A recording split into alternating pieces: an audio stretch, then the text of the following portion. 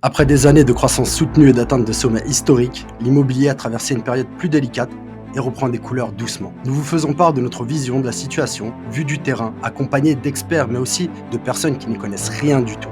En suivant ce podcast, nous vous présenterons des agents immobiliers de toute la France, de tous les réseaux ou indépendants, et également des entrepreneurs, des passionnés qui changent la vie des gens au quotidien.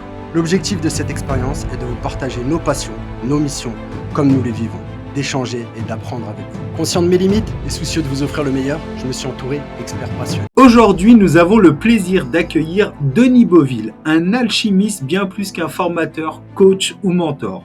Avec ses 33 années d'expérience au service exclusif des agents immobiliers et de leur équipe, il a accompagné plus de 14 000 personnes dans le domaine de l'immobilier, leur offrant des conseils précieux et une expertise inestimable.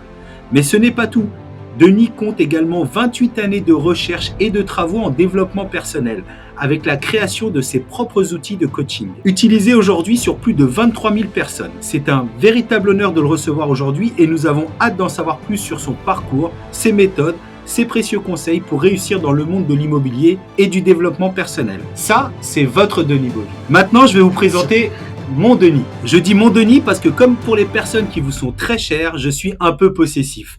J'ai envie de le garder juste pour moi. Mais ce serait tellement dommage pour la profession et l'humanité. J'ai rencontré Denis il y a presque 21 ans maintenant, en octobre 2003 exactement, lorsque j'ai monté mon agence immobilière. Il formait à l'époque les créateurs pour la franchise Keops et j'en faisais partie. Depuis, on ne s'est plus quitté. Ouais, ça fait 21 ans. Il a été présent pour moi dans des moments durs, parfois très durs de ma vie pro et perso. Il connaît mes failles par cœur, je connais certaines des siennes, celles qu'il a bien voulu partager avec moi, et je sais qu'on va marcher encore un long chemin ensemble sur la route de la vie. Je pourrais vous en parler pendant des heures, mais il est venu justement pour vous parler directement. Aujourd'hui, j'accepte de partager un peu de mon Denis avec vous, mais profitez-en vraiment, parce que c'est un merveilleux cadeau qu'on vous fait avec mon acolyte Michael Coelho dans notre podcast Dis-nous tout, on efface tout. Allô, c'est Mika. Bienvenue mon ami. Une belle présentation. J'espère que ça t'a plu. Ben oui. Comment tu te sens? Très bien. En famille? Oui, très bien. Ça tombe bien, c'est le cas. Alors, si tu veux bien, pour commencer, il faut qu'on commence. Sinon, on va faire que des éloges. On peut. Bon, on va faire que des éloges quand même. Hein. Préparez-vous, ça risque d'être... Toi, est-ce que tu peux nous parler un peu de toi, ton parcours? Ça veut dire comment tu es arrivé à être aujourd'hui où tu es, parce qu'il y a sûrement eu un début. Peut-être que la route, d'ailleurs, elle n'a pas été toute droite. Oui, elle n'a pas été droite, comme tout à chacun, mais oui. L'immobilier, en deux mots, moi, c'est un accident, en fin de compte. J'étais dans le côté administratif informatique, et puis j'ai fait un royal tour en 9 mois de temps sur ma vie d'humain. Quand je dis royal tour, en clair, c'est le décès de ma mère, précipité en suicide. Donc 4 mois après, j'ai changé de compagne, avec qui j'étais depuis 3 ans et demi. On est parti en vacances. Elle est restée au Portugal en vacances et moi je suis revenu pour faire l'intérim en me disant je veux faire autre chose, je ne savais pas quoi. Et puis j'ai vu une annonce un jour sur une agence immobilière sur la porte d'entrée. Recherchons négociateurs, négociatrices, débutants confirmés. Bon, j'ai poussé la porte, j'ai été reçu, on m'a demandé de patienter, on m'a bifurqué dans le bureau et puis au bout de 15 minutes on m'a dit voilà, écoutez, vous commencez demain matin. Voilà. Et voilà comment a commencé l'histoire. Très, très simplement, j'ai donc commencé le samedi 15 septembre 1990. Tu te rappelles de toutes les dates? Oui, parce que ma mère est décédée le 25 décembre 1989. Et je crois que depuis, évidemment, j'ai une spécificité sur les dates. D'accord. Ouais.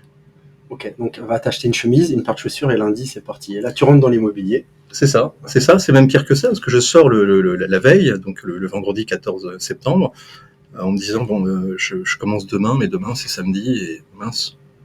Alors j'ai failli re-rentrer en me disant voilà, vous êtes peut-être trompé, on travaille vraiment le samedi et j'ai pas osé rentrer. Je me suis dit je me présenterai demain matin et s'ils se sont trompés, c'est pas grave, je serais venu pour rien. Et en fin de compte, j'ai bien fait d'y aller le lendemain parce que on commençait bien le samedi. Oui. Il y avait travail.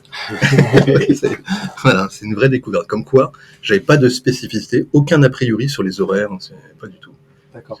Alors, ce qui va être très intéressant dans notre échange, Denis, c'est que on parlait de 33 années d'expérience, donc ça nous ramène quand même à une période que beaucoup n'ont pas connue. Oui. Et là, tu nous parles de « j'ai vu une annonce sur une porte ». Évidemment, aujourd'hui, ça n'existe plus. Et ce qui est vachement intéressant, je trouve, dans ton parcours, c'est que tu as connu toute cette période des dinosaures, dont je fais un peu partie, donc je le dis avec affection. Mais pour ceux qui te connaissent et ceux qui vont apprendre à te connaître aujourd'hui, on se rend compte que tu n'as pas pris une ride, que ce soit dans ton approche sur la psychologie humaine, dans ton approche métier. Donc, on parle d'un temps que les moins de 20 ans ne peuvent pas connaître, mais qui est toujours d'actualité aujourd'hui. Qu'est-ce que tu en penses ? Alors, une ride, je sais pas, c'est peut-être par déformation avec mes origines vietnamiennes.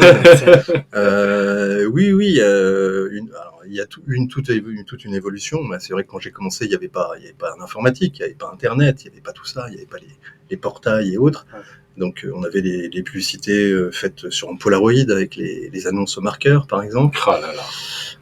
Voilà, les gens venaient spécifiquement nous voir parce que tout était centré en centre-ville avec les autres agences immobilières.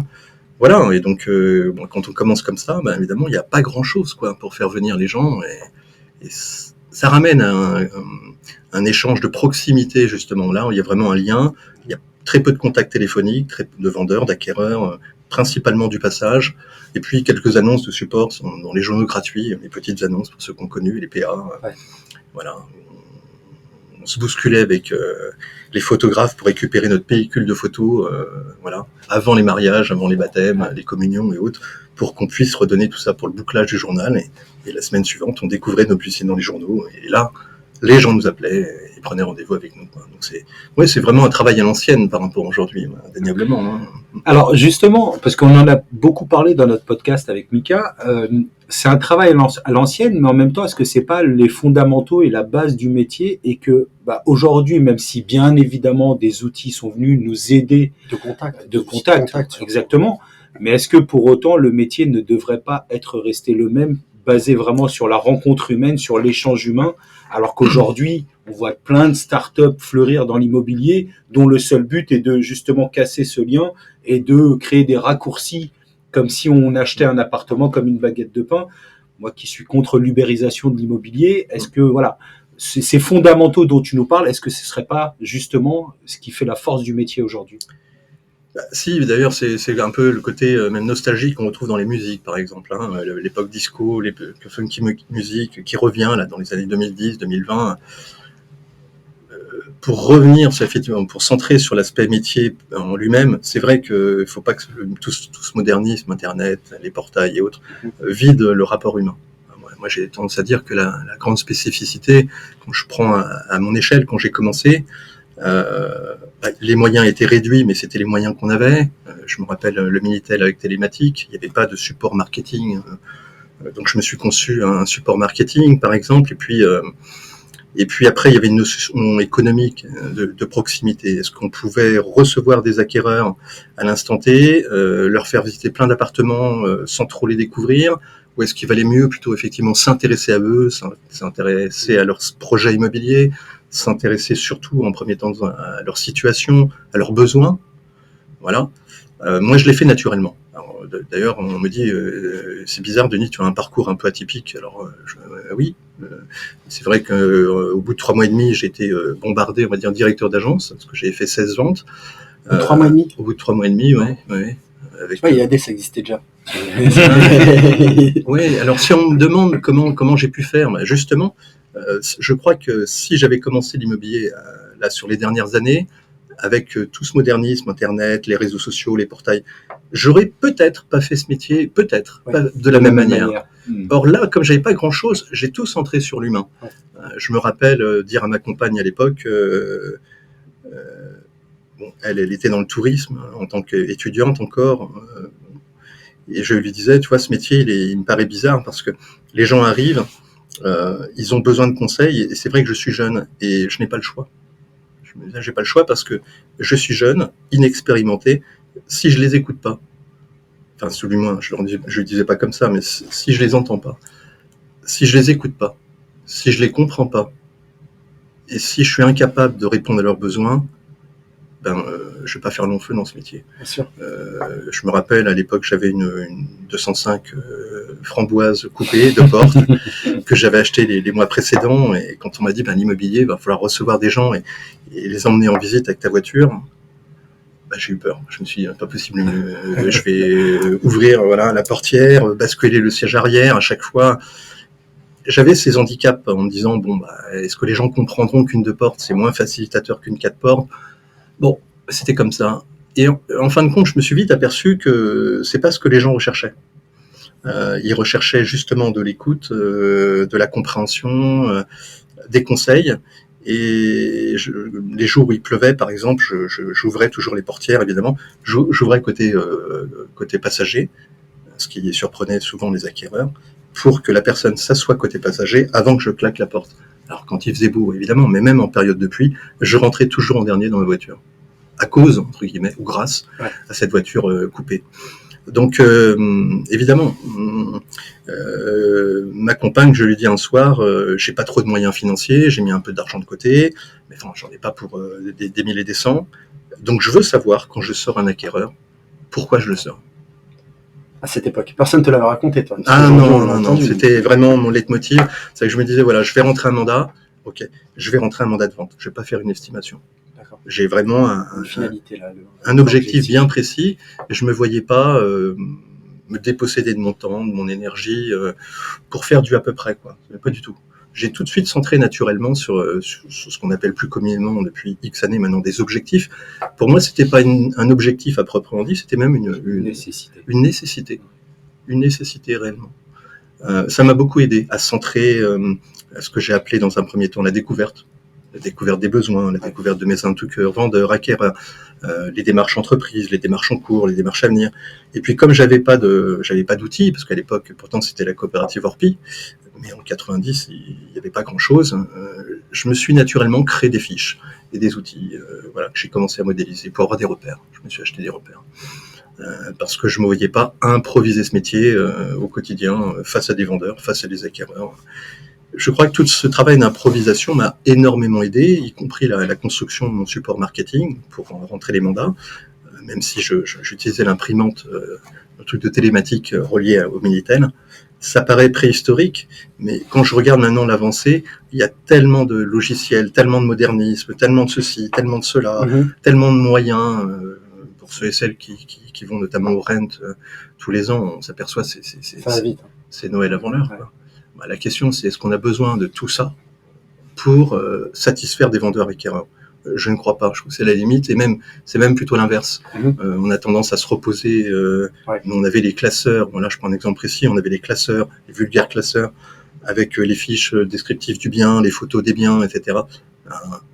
Mais aujourd'hui, maintenant, il y a le logiciel. Alors, quand on met 50 affaires dans un logiciel, on n'a plus rien de synoptique. Il n'y a plus rien de visible. En un seul coup. À moins d'avoir 50 écrans et encore.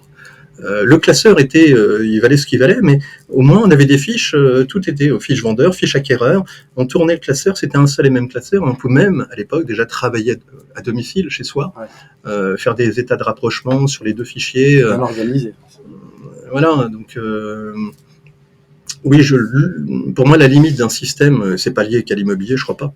Dans tout domaine d'activité, ce modernisme, faut pas lutter. Je crois qu'on est dans l'adaptabilité, on en a tous besoin, mais principalement pour la partie exécutante, pas pour la partie création. Si et seulement si, il vient nous aider à satisfaire le client et pas penser qu'il fera le travail à notre place. Là, tu parles des rapprochements, par exemple. Oui, c'est ça. Aujourd'hui, on appuie sur un bouton, tu as un rapprochement qui se fait, les mails y partent.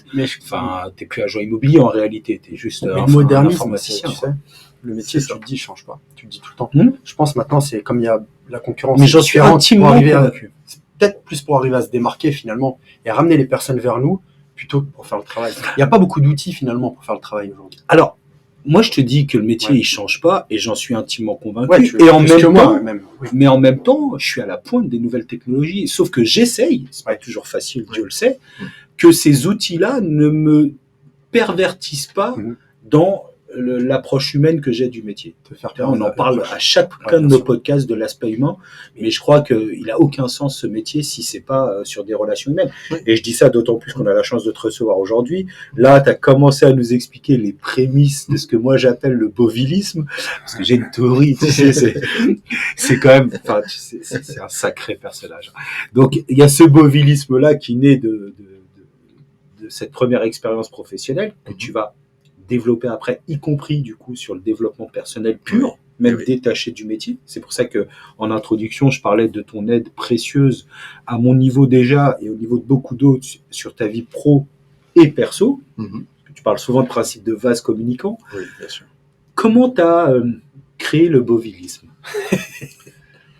Alors, pour simplifier, je pourrais vous en parler des heures, mais c'est pas du tout l'objectif. Moi, ça me dérange pas, mais effectivement, tout part d'un travail d'introspection pour centrer. On voit dans certaines vidéos, on évoque par exemple la résilience. Alors certains ont des petits bobos, c'est pas péjoratif, ils ont des petits bobos, ils parlent de résilience. Bon, moi en ce qui me concerne, si je parle de ma vie, mon point d'ancrage, qu'est-ce qui a créé, comme tu dis Christophe, le bovilisme, c'est avant toute chose, encore une fois, une reconstruction, le mot est juste, de mon identité personnelle. Suite à un gros et professionnel. Ah oui, c'est le 25 décembre 89, c'est foudroyant. En plus, voilà, j'ai eu c'est comme ça. C'est pour ça qu'on relativise sur la vie aussi. Ça fait partie aussi des bases de résilience.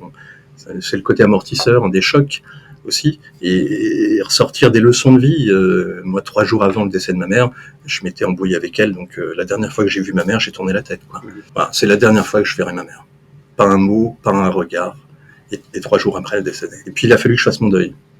Et c'est vrai que c'est pas facile quand on a 20 ans d'âge pour faire son deuil de la personne qui prédominait dans ma vie. Et puis, il faut dire aussi que moi, j'avais fait un camp semi-disciplinaire en Allemagne aussi, pendant 1 an, 12 mois à l'époque de l'armée. J'avais donc un week-end seulement pour démarrer mon travail à plein temps. Et bah oui, au 1er octobre 1989, ma mère est décédée le 25 décembre 89. Donc, j'étais en pleine période de redémarrage de vie tout court, avec ma compagne que je revoyais à plein temps. Il y avait plus d'armée, il y avait plus de permission. J'étais en train de passer le code, je l'avais même pas obtenu d'ailleurs. Donc cette phase-là, évidemment, 25 décembre 89, elle décède. C'est la première fois que j'assiste à un enterrement, puisque mes parents n'ont jamais voulu qu'on assiste, mon frère et moi, à un enterrement. Pour la peine, j'ai pris l'enterrement de ma mère en pleine face. Puis il y a le après. Il y a le vide sidéral qui est après, que tout le monde connaît, directement, indirectement, où en valeur refuge, effectivement, ce point d'ancrage m'a obligé à penser à moi, en me disant, voilà, à se poser les questions existentielles. Alors, c'est ces questions existentielles, qui suis-je, qu'est-ce que j'ai pas, qu'est-ce que je veux faire, où je veux aller, quels moyens je veux me donner. C'est ce cheminement. Est-ce que c'est pas ça la vraie résilience, justement? Alors oui, parce que c'est la volonté de s'en sortir. Pour moi, la résilience, c'est question de vie ou de mort, quoi. Oui, c'est soit ça. Tu meurs avec elle, soit tu décides de vivre et tu sais pas encore comment à ce moment-là, mais tu fais le choix, en tout cas, de vivre. C'est ça. C'est-à-dire que la solution de facilité aurait pu être, bon, ma mère décède, c'est brutal, et si je la rejoignais pas, quelque part. Sauf que non, je comprenais à l'époque pas du tout son choix. Je l'ai compris au fur et à mesure sur ce travail justement de reconstruction. Quant à moi, par nature, donc c'est ça, c'est le besoin de secours. J'aurais compris bien plus tard, une bonne quinzaine d'années plus tard, c'est la gestion des besoins. Ce besoin de secours, c'est ce qui nous tue pas. Tout ce qui nous tue pas nous rend plus fort. C'est ce qu'on nous dit. Alors, c'est vrai que c'est souvent un dogme aussi, c'est banalisé. Galvaudé. Mais ça veut dire ce que ça veut dire. Ouais. Moi, je prends cet exemple, le bovilisme. Oui, c'est cette reconstruction où je me suis dit, j'ai 2 choix en clair, consciemment, inconsciemment, de manière subconsciente. Soit je décide de vivre, soit je décide de mourir, quoi. Ou de fuir, parce que certains arrivent à fuir. Je me suis donné les moyens de m'en sortir, quoi. C'est vraiment l'instinct de survie, c'est exactement ça, s'en sortir. Le besoin de secours, c'est voilà, qu'est-ce que je fais de ma vie, séparation de ma compagne, nouveau métier, l'immobilier, cette forme de facilité, on m'est prévenu, on me dit, savoir ça va être difficile, fin 90. Je n'ai pas trouvé ce métier difficile parce que vu la période que j'avais traversée, qu'est-ce qui pouvait être plus difficile que ça? Rien. J'avais pas d'idées préconçues, j'avais pas de croyances limitantes. J'ai ouvert naturellement le champ des possibles, en disant je vais prendre tout ce que je vais prendre, et puis c'est ça la reconstruction, c'est que j'ai lu énormément. Alors j'ai testé de lire à la base, comme bon nombre de commerciaux d'ailleurs. J'étais pas ordonné comme bon nombre de commerciaux. Les commerciaux nourrissent pas leurs besoins d'ordre, ils sont assez bordéliques. Pas du tout de quota. C'est de la diffamation. Moi, je dis voilà, on est assez laxiste.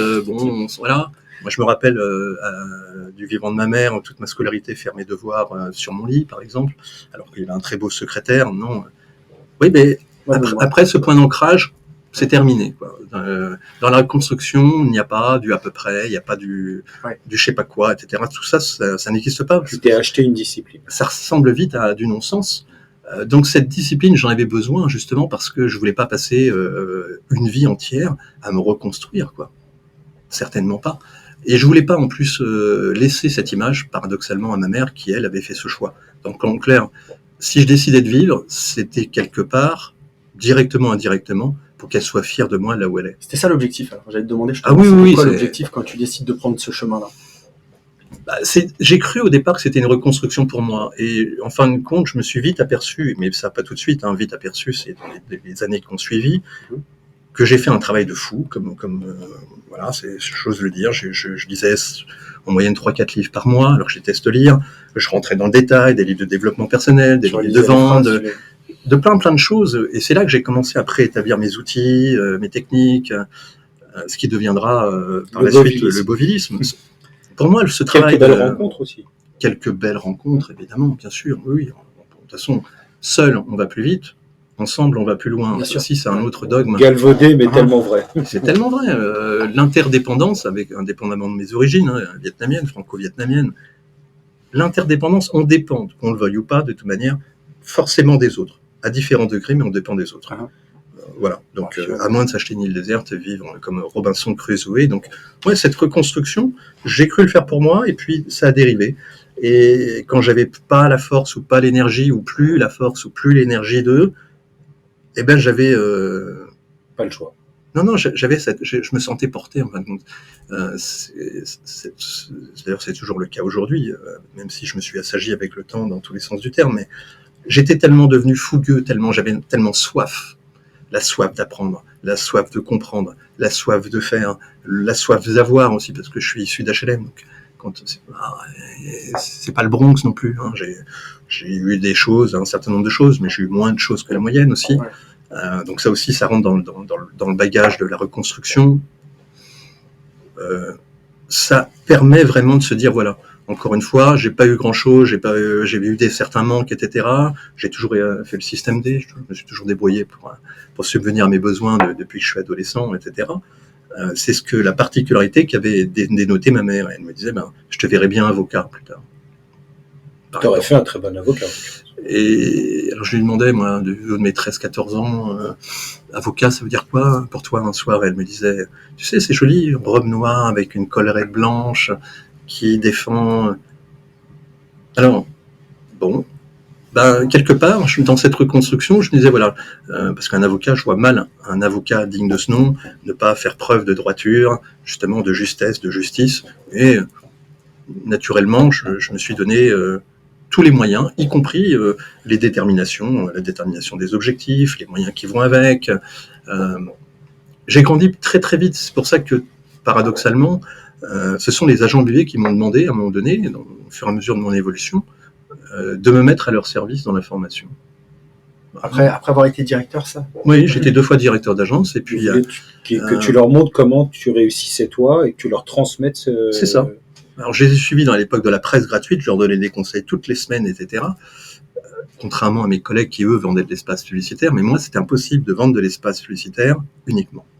Des petites annonces, des encarts. Je ne concevais pas ce métier-là. Et comme j'ai suivi à l'époque 130 agences immobilières toutes les semaines, au téléphone et physiquement, avec une moyenne de 60-70 visites physiques toutes les semaines. C'était en quelle année ça? Ça, c'est 93, c'est le 13 avril 93 jusqu'à novembre 95. D'accord. 1995. Après la bulle spéculative où le marché immobilier était devenu très difficile. Ah oui, ce retour était difficile. Oui, c'est 92, le choc pétrolier, là, si on s'en rappelle, le choc pétrolier. Donc c'est le marasme de, on va dire, 1990. 1992. Avec une petite guerre en Irak en passant. Exactement, donc là, guerre du Golfe, etc., pas très évident, choc pétrolier, et puis un redémarrage timide, on va dire, Donc ces agents immobiliers, je leur ai donné des conseils, comment mettre en valeur leur habitation, comment utiliser telle stratégie, ce que j'avais ni plus ni moins fait en agence. Et au cumul, pendant justement ces 2 années et demie, en les suivant régulièrement, ils m'ont, au fur et à mesure, incité à me dire, voilà, monte ta société de formation, et si tu fais ça, nous on te suit, ce que j'ai fait. C'est comme ça qu'est né Pactimo, du coup. C'est comme ça qu'est né DB Consulting. Ah là, tiens, c'est ce que je voulais savoir. Je ne savais plus si tu avais monté tout de suite Pactimo. Non, DB Consulting, j'ai monté en un premier temps profession libérale. D'accord. DB Consulting, bon, là on est fin 1995, je divorce de ma première compagne, on perd bébé aussi, je perds sa chienne parce que c'est sa chienne, et en clair, je rentre chez moi le soir et j'ai plus rien à perdre, à nouveau. Double résilience. Donc le lendemain, je m'inscris en tant qu'indépendant, entreprise individuelle, DB Consulting. Je n'ai pas été chercher bien loin, Denis Beauville, DB Consulting, et je vais revoir ces agents immobiliers qui m'accueillent pas facilement d'ailleurs. Tant que les conseils sont gratuits, ils sont les bienvenus. Donc oui, voilà, on est 95, perte de bébé, j'ai divorce de ma compagne, enfin du moins on se sépare, et je rentre chez moi le soir, je me dis j'ai plus rien à perdre. Non, j'ai plus de femme, il n'y a pas de bébé, j'ai plus la chienne de ma femme. Qu'est-ce que j'ai à perdre? Donc retour à la case départ, si je puis dire. Bon là, j'ai pas l'habitude parce que on peut appeler ça comme ça, mais une espèce de royal tour. On se dit bon, voilà, j'ai encore un palier à passer, vraisemblablement. J'ai tendance à dire que la vie se résume en un mot et une lettre. Ça dépend comment on veut voir les choses. La vie est soit une farce, soit une garce. Soit une farce, soit une garce. Ça dépend comment on veut la voir. Voilà. Alors c'est vrai que mais elle n'épargne personne, c'est ça que tu veux dire. Elle n'épargne personne. Mais par contre, en fonction de comment toi tu prends les choses, soit t'en rigoles entre guillemets, c'est ça. Soit tu en souffres. C'est exactement ça. C'est que on peut pas y échapper. Il n'y a pas que de la joie, il n'y a pas que du bonheur, il n'y a pas que de la satisfaction dans la vie, dans tous les compartiments de la vie. Ce prisme, encore une fois, qui nous poursuit, que ce soit le décès de ma mère ou la perte de bébé, le divorce avec ma première femme, je trouve des dénominateurs communs. Après, sur la suite de mon parcours aussi, d'ailleurs, d'où le dogme qui est le mien. Hein. La vie se résume en un mot et une lettre. La vie est soit une farce, soit une garce. Mais ça dépend de comment on veut la voir. Si c'est une farce, alors on peut tout accepter en fin de compte. Si on veut la voir, la vie, comme une garce, c'est tout de suite plus compliqué. Bien sûr. Ça veut dire qu'en fin de compte, moi, tu le sais, Christophe, le bovilisme, que toi tu appelles le bovilisme, tu n'es pas le seul, mais le bovilisme, cette culture, les gens pensent que c'est... il y a une profondeur, c'est pas une philosophie, c'est peut-être une culture de vie dans ce cas-là, mais en tout cas c'est pas de la gnognotte, c'est pas fantaisiste. Alors le bovilisme, je sais pas, c'est un bovilisme, pourquoi pas la terminologie, mais en tout cas moi qui suis un fervent défenseur de l'acceptation, justement de l'acceptation qu'on retrouve dans la vraie acceptation. Oui, la vraie acceptation, l'acceptation du changement, l'acceptation dans les émotions qu'on retrouve dans la dissociation, la base chronologique de la gestion des émotions de Jung. C'est notre coaching de la semaine dernière, hein, c'est pour ça que... Il y a 20 émotions, il y a l'acceptation. L'acceptation est en 10e position sur 20, donc ça veut dire que tant qu'on n'a pas accepté, il y a le libre arbitre. On n'accepte pas, on ne peut pas donner le meilleur de soi-même. Il faut être capable d'accepter complètement et pas partiellement, le meilleur comme le pire. Voilà ce prisme. Je ne suis pas à l'abri de quoi que ce soit, d'ailleurs. Je dis que la souffrance de ma mère est la plus grande souffrance aujourd'hui. Je ne fais pas de collection des souffrances, mais encore une fois, c'est le décès de ma mère, vécu aujourd'hui. Je dis à la fois que c'est ma plus grande souffrance à aujourd'hui, mais c'est à la fois ma plus belle chance. Parce que justement, tu as considéré la vie comme une farce et pas comme une garce. Oui. Ça aurait pu te flinguer complètement. C'est ça. Et en fait, ça t'a rendu plus fort. Ça m'a rendu plus fort, oui. Mon frère parle de ressort, par exemple. Il dit, voilà, je suis ton parcours depuis X années, Frangin. À chaque fois que tu as eu des emmerdements, tu as toujours mis un genou à terre, mais jamais le deuxième, et tu es toujours... t'as rebondi, tu as toujours fait plus fort. Plus haut, plus fort. Moi, j'ai cru, dans les années 2000, que mon frère, venant chez moi un dimanche, me faisait un compliment. Ah non, même pas, c'était l'inverse. Ah bon ? C'était un reproche de sa part. Pourquoi il le voyait comment, lui ? Parce que lui, il n'avait pas réussi à rebondir, justement. Donc, alors, je voyais sa détresse, sa souffrance intérieure. Moi, par exemple, j'ai pu faire des Noëls avec la naissance... la recomposition de ma nouvelle famille, la naissance de nos 2 enfants, les Noëls, etc. Les premiers Noëls sont loin d'être évidents parce qu'évidemment, il y a, comme on le dit, il y a le sapin, il y a les guirlandes, mais il y a surtout les boules.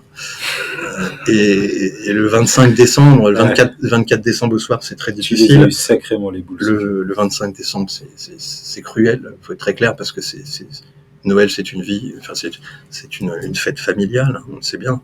Le jour de l'an, c'est pour les amis, on dit, dans le côté sacro-saint. Bon, fêter Noël avec sa propre famille, celle qu'on a construite, ses propres enfants, acheter des cadeaux, voir leur sourire, leur innocence, leur insouciance, et être rattrapé par le côté grave des décès comme ça, c'est loin d'être évident pour gérer au niveau des émotions. C'est même ambivalent. On est entre les deux. Ouais, c'est presque schizophrène comme. On navigue entre la plénitude, la joie intérieure de faire plaisir à ses enfants, de voir, et puis la grosse tristesse, quoi. Voilà, la grosse déprime, quoi. Oui, c'est assez foudroyant de pouvoir gérer les deux. Je dis ça parce que mon frère, lui, depuis le décès de ma mère, n'a jamais refait un Noël. Ah bon ? Non. Noël, encore aujourd'hui, Noël n'existe pas pour lui. C'est pas une fête, c'est un jour comme un autre. Par exemple. C'est lié à ça. Ah oui, il y a une coupure nette. C'est lié à la force Lagarce, là, tu penses ? Lui voit à différents degrés, parce que bon, il a 3 ans de plus que moi, il a grandi. Moi, j'ai 55 ans aujourd'hui. Lui, il en a 58. Mais à 58 ans, il pourrait, comme moi, arriver à un âge depuis longtemps, de se dire, c'est comme ça, quoi. De toute façon, on va tous mourir un jour. On est tous nés un jour, on va tous mourir un jour. La seule chose, il y a 2 questions qui se résument. C'est quand ? C'est la première question. Et comment ? Et toutes les autres questions s'annulent. Ça sert à rien, quoi. Bien sûr. Comme on ne sait pas quand est-ce qu'on va mourir et comment on va mourir, ça donne déjà pour moi 2 excellentes raisons de ne pas faire n'importe quoi dans la vie. Déjà, sur mon base. Bon, lui, il a eu une vie assez dissolue, on va dire. Il s'est rattrapé aux branches. Mais encore une fois, voilà un exemple de non-acceptation. Hein. Lui, encore aujourd'hui, Noël, c'est hors de question de fêter Noël. Voilà. Oui. C'est vraiment radical, c'est niet. Il n'y a que l'aspect négatif par rapport à ce jour-là qui les ramène au décès de votre maman. Mais comment, avec la formation, à quel moment et comment tu as réussi à en faire quelque chose dans l'immobilier de ça ? Parce que tu as eu toutes ces émotions que tu as appris à analyser rapidement, avec lesquelles tu as vécu, qui t'ont déchiré, mais qui t'ont permis d'avancer. Comment tu t'es dit, je peux en faire quelque chose ? Et comment tu as appris à en faire quelque chose ? Concrètement, je ne savais pas que ça allait me servir, tout ça. Ce travail d'introspection, puisque personne ne pouvait le faire à ma place, il faut dire que j'ai l'autonomie naturelle aussi, alors c'est bête à dire après. Mais ce travail que la lecture, l'analyse, le développement de livres, développement personnel notamment, mais pas que, c'est comme un menu, en fin de compte. J'ai ouvert toute une palette de connaissances diverses dans ma reconstruction, avec un dénominateur commun, justement, me reconstruire, trouver du sens. C'est la quête de sens. Voilà. Quête de sens, quête de bon sens, et pas forcément quête de non-sens. Voilà. Donc, dans cette quête de bon sens, je ne savais pas, pour les autres, ce que j'allais pouvoir leur apporter. Il a fallu que je teste tous ces éléments sur moi, déjà. Comme un cobaye. D'ailleurs, je le dis, toutes mes expériences, je ramène à la base tout ce travail introspectif sur moi-même. Et puis, ce travail au cumul de repères, de techniques que j'ai commencé à disséquer au fur et à mesure, je voulais pas non plus, sous prétexte que je devenais formateur les premières années, avoir une espèce de science infuse en disant voilà, j'ai tous les tenants, les aboutissants, il faut faire ci, il faut faire ça. Je trouvais que le faire comme ça, c'était galvaudé, et puis j'avais suivi quelques petites formations qui m'avaient pas forcément plu non plus à l'époque, et pas que dans l'immobilier, dans la presse gratuite aussi. Donc je me suis dit, voilà, je vais m'improviser formateur, parce qu'on me demande d'être formateur. La formation, c'est le conseil, alors soit, je crée mon entreprise. Et j'ai très rapidement découvert ce qui manquait dans le métier. J'ai vu, qu'est-ce que vous avez ? Une espèce de checklist, une espèce de, d'inventaire. Qu'est-ce que vous avez ? Voilà, qu'est-ce que vous avez ? Comment vous le faites ? Qu'est-ce que vous avez moins ? Qu'est-ce que vous n'avez pas ? Quel outil avez-vous ? Quel outil vous n'avez pas ? Voilà. Faire une découverte déjà de ton interlocuteur. C'est ça. Et puis j'ai vu qu'il y avait des dénominateurs communs. Il y avait plein de manques, évidemment, que j'avais vu entreaperçus de très très loin pendant ces 2 ans et demi de suivi des 130 agences déjà, franchisés indépendants à l'époque, parce que tout le monde était impacté. Et c'est bien l'ensemble de ces constats qui m'ont obligé, le mot est juste, à trouver des solutions, à devoir trouver des solutions. J'ai vu que la plupart des agents de billets étaient le nez dans le guidon. Voilà, 2 plus 2, ça pouvait faire 10 ou 12 ou même 14. Des fois, des choses très basiques qu'on a l'habitude de faire qui deviennent dissolues. La plupart des commerciaux étaient même patrons d'agence étaient des anciens commerciaux, donc on peut pas dire qu'ils avaient la fibre managériale, par exemple, qu'ils savaient conduire leurs équipes au succès. Encore un autre leitmotiv, ça, on ne s'improvise pas manager. Et non, et donc moi j'allais pas non plus m'improviser formateur du coup parce que tout le monde, et en plus en étant payé, donc je me disais c'était grossier.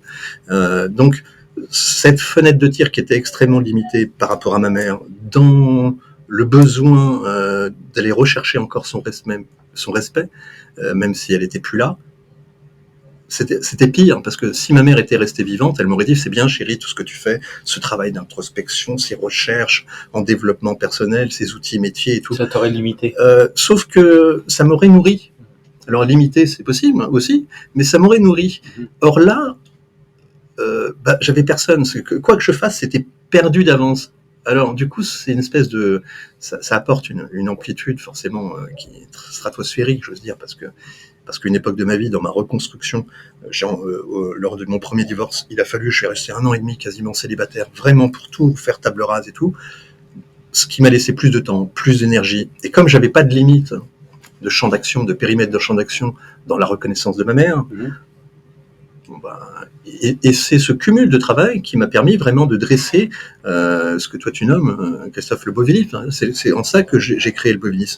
C'est comme des pièces de Lego, on va dire, qui sont dissociables, dissociées, potentiellement complémentaires. Au départ, on ne le sait pas. Elles ont tout un sens, chaque pièce a un sens, et on commence à emboîter une pièce avec une autre, et puis une autre, et puis une autre, et puis on se dit, tiens, ça commence à ressembler à quelque chose, puis une autre, et ça prend encore une dimension, et après, la question, c'est de se dire, est-ce que ce qu'on a fabriqué est valable pour tous les êtres humains? Alors ça, c'est un deuxième chantier.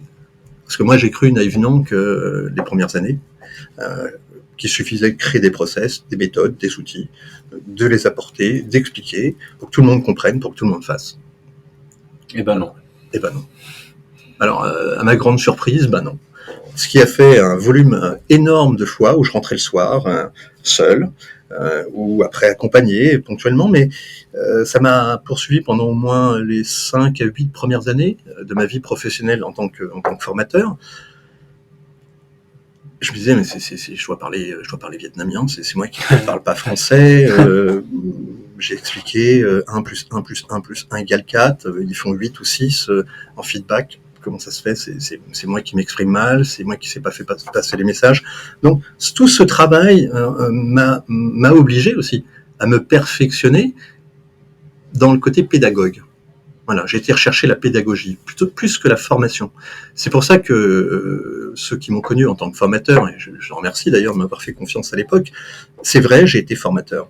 Après, j'ai dérivé sur la fonction plutôt animateur, voilà, en mettant plus de la vie, en partageant des connaissances métiers, mais pas que. Je me suis surpris à partager, si besoin, des exemples de la vie de tous les jours, professionnels comme privés, pour arrondir les angles, travailler en métaphore, pour être plus facilement compris, voilà. Et donc j'ai vu que la mayonnaise prenait plus, donc je suis plus animateur. Et puis ce travail de développement personnel m'a vraiment ouvert les yeux et le cœur aussi, j'ose le dire. Il m'a réconcilié avec moi-même, m'a réconcilié avec ma famille, avec mon père, mon frère aussi. Ça a assaini la situation moi-même, bien sûr, à la base. Et voilà, je me suis dit, voilà, on a tous le droit à l'erreur. Le choix de ma mère, c'est le choix de ma mère. Le choix de mon divorce, c'est un choix commun. La perte de bébé, c'est pas de mon choix. Mais si je rectifie pas le tir dans le développement personnel, je risque à nouveau d'avoir une femme que je vais quitter, peut-être avec des enfants cette fois-ci. Et ça, c'était hors de question que je le fasse comme ça, parce que ma vie se serait résumée en champ de ruines. Pourquoi je dis ça? Parce que forcément, ça aurait forcément impacté ma vie professionnelle, y compris mon champ de compétences et même ma crédibilité au niveau professionnel. Parce que comment être crédible à dire une personne, tu sais, dans la vie, il faut avoir des objectifs, des objectifs de moyens, des objectifs de résultats. Si toi-même t'es complètement perdu. Si on a une vie complètement à chier à titre privé, qu'on a tout massacré. Bien sûr. C'est l'exemple qu'on donne, tu sais, quand on rigolait la dernière fois en disant si moi je m'improvise coach sportif avec des conseils alimentaires. bah, ça aurait été pareil. Tu peux pas venir. J'y repensais, mais je suis pas sûr. Parce que je me dis, j'ai déjà eu des coachs qui avaient arrêté, qui étaient devenus bien balèzes, mais qui avaient toujours la matière, parce qu'eux l'ont été, tu vois. Et à l'instant T, non. Oui, mais ils l'ont été à un moment donné. Mais ils l'ont été à un moment donné. Moi, je l'ai jamais été. Donc c'est ça le. T'es convaincu déjà, toi, à cette époque-là, que t'allais y arriver ou t'avais... Ah non, d'ailleurs, c'était même pas... alors, les gens parlent de réussite, y arriver...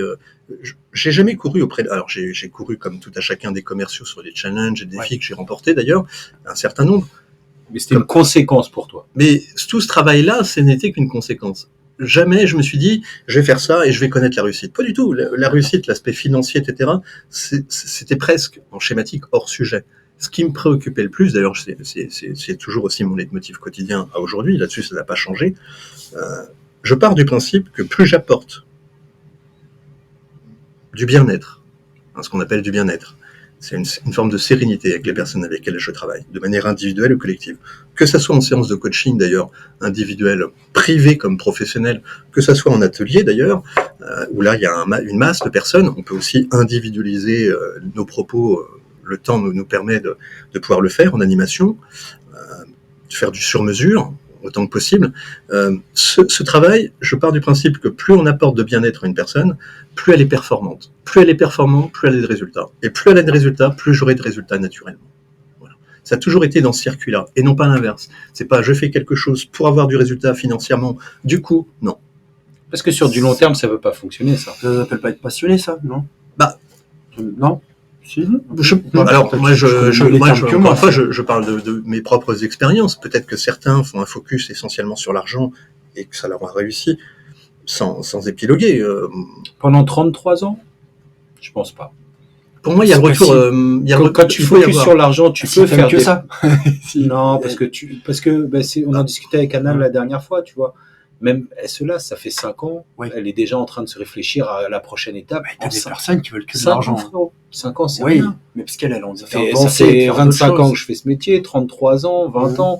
Enfin, si t'as pas un minimum de passion et que l'argent n'est pas une conséquence pour toi et que tu te lèves le matin pour gagner de l'argent, tu tiens pas 20 ans ou 25 ans dans un métier. C'est mon avis, hein. Après, c'est à ceux avec qui c'est surtout le retour de flamme. Je pense que certains peuvent travailler quelques années et avoir un retour de flamme, le retour de manivelle, comme on dit, le fait de boomerang, c'est-à-dire qu'à vouloir centrer que sur l'argent, c'est encore une fois au détriment de l'humain, au détriment de la satisfaction, voilà. Donc c'est assez narcissique en plus, faire que l'argent pour soi-même. Bon, chacun son truc. Dans son cas, on a bien l'argent. Hein, mais voilà. Donc on va parler du son cas, t'inquiète pas. J'ai juste une question que je te pose souvent à titre personnel, mais j'aimerais la partager avec nos amis. Moi qui ai toujours mes parents vivant ensemble, qui n'ai pas manqué de grand chose quand j'étais jeune, j'ai pas des blessures profondes contrairement à celles que tu as bien voulu partager avec nous. Est-ce qu'on peut réussir avec un R majuscule sans avoir ce côté écorché vif? Je sais pas, enfin, tu sais, parce que je t'ai posé la question, si ce n'est pas 100 fois, au moins 50. Mais voilà, nos amis qui nous écoutent, c'est intéressant, ça, Alors, il y a deux poids, deux mesures. Il y a deux écoles, si je puis dire, là-dessus. L'école de la vie, hein, déjà, parce que forcément, quelle est la personne qui va chercher les emmerdements? Personne.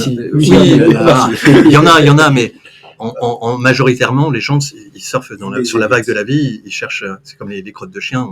On a beau voir les crottes de chien, qui marcherait assidûment devant tous les jours. Bon, c'est par rapport à d'autres besoins, d'autres traumas, d'autres situations antérieures, c'est vrai. Est-ce qu'il faut effectivement avoir subi ce genre de choses pour... On a par exemple Anthony Bourbon, le CEO de FID, qui le dit, lui, c'est devenu une machine de guerre, alors bravo. C'est un des mentors de Mika, là, tu parles. Non, c'est toi qui dis que je lui ressemble. Parce que vous êtes pareil. Alors, voilà, lui, il est aligné, c'est l'alignement des planètes, c'est le pro, la notion de sacrifice, qui nourrit bien, il a une réussite insolente, et bravo pour lui. Voilà un exemple d'entrepreneur, c'est-à-dire que là, c'est centré, il profite de tout ce qu'il n'a pas eu pour nourrir ça, même quand il pourrait avoir aujourd'hui, il se refuse, etc. Bon, c'est un chemin de vie, c'est un chemin de croix, c'est un chemin de vie, bon. Lui, il le prêche comme ça, pour les entrepreneurs, soit.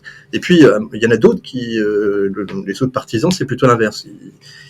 Ils essayent de contourner, de montrer le maximum de solutions pour justement que les gens ne tombent pas dans des pièges et se fassent massacrer, parce que c'est vrai que des grandes souffrances, encore une fois, soit on s'en grandit, soit on en meurt. Après, c'est sûr, on en meurt tout court. On n'en grandit pas tout le temps. Ça peut être dépression, ça peut être AVC, ça peut être burn-out, ça peut être suicide aussi, bien sûr.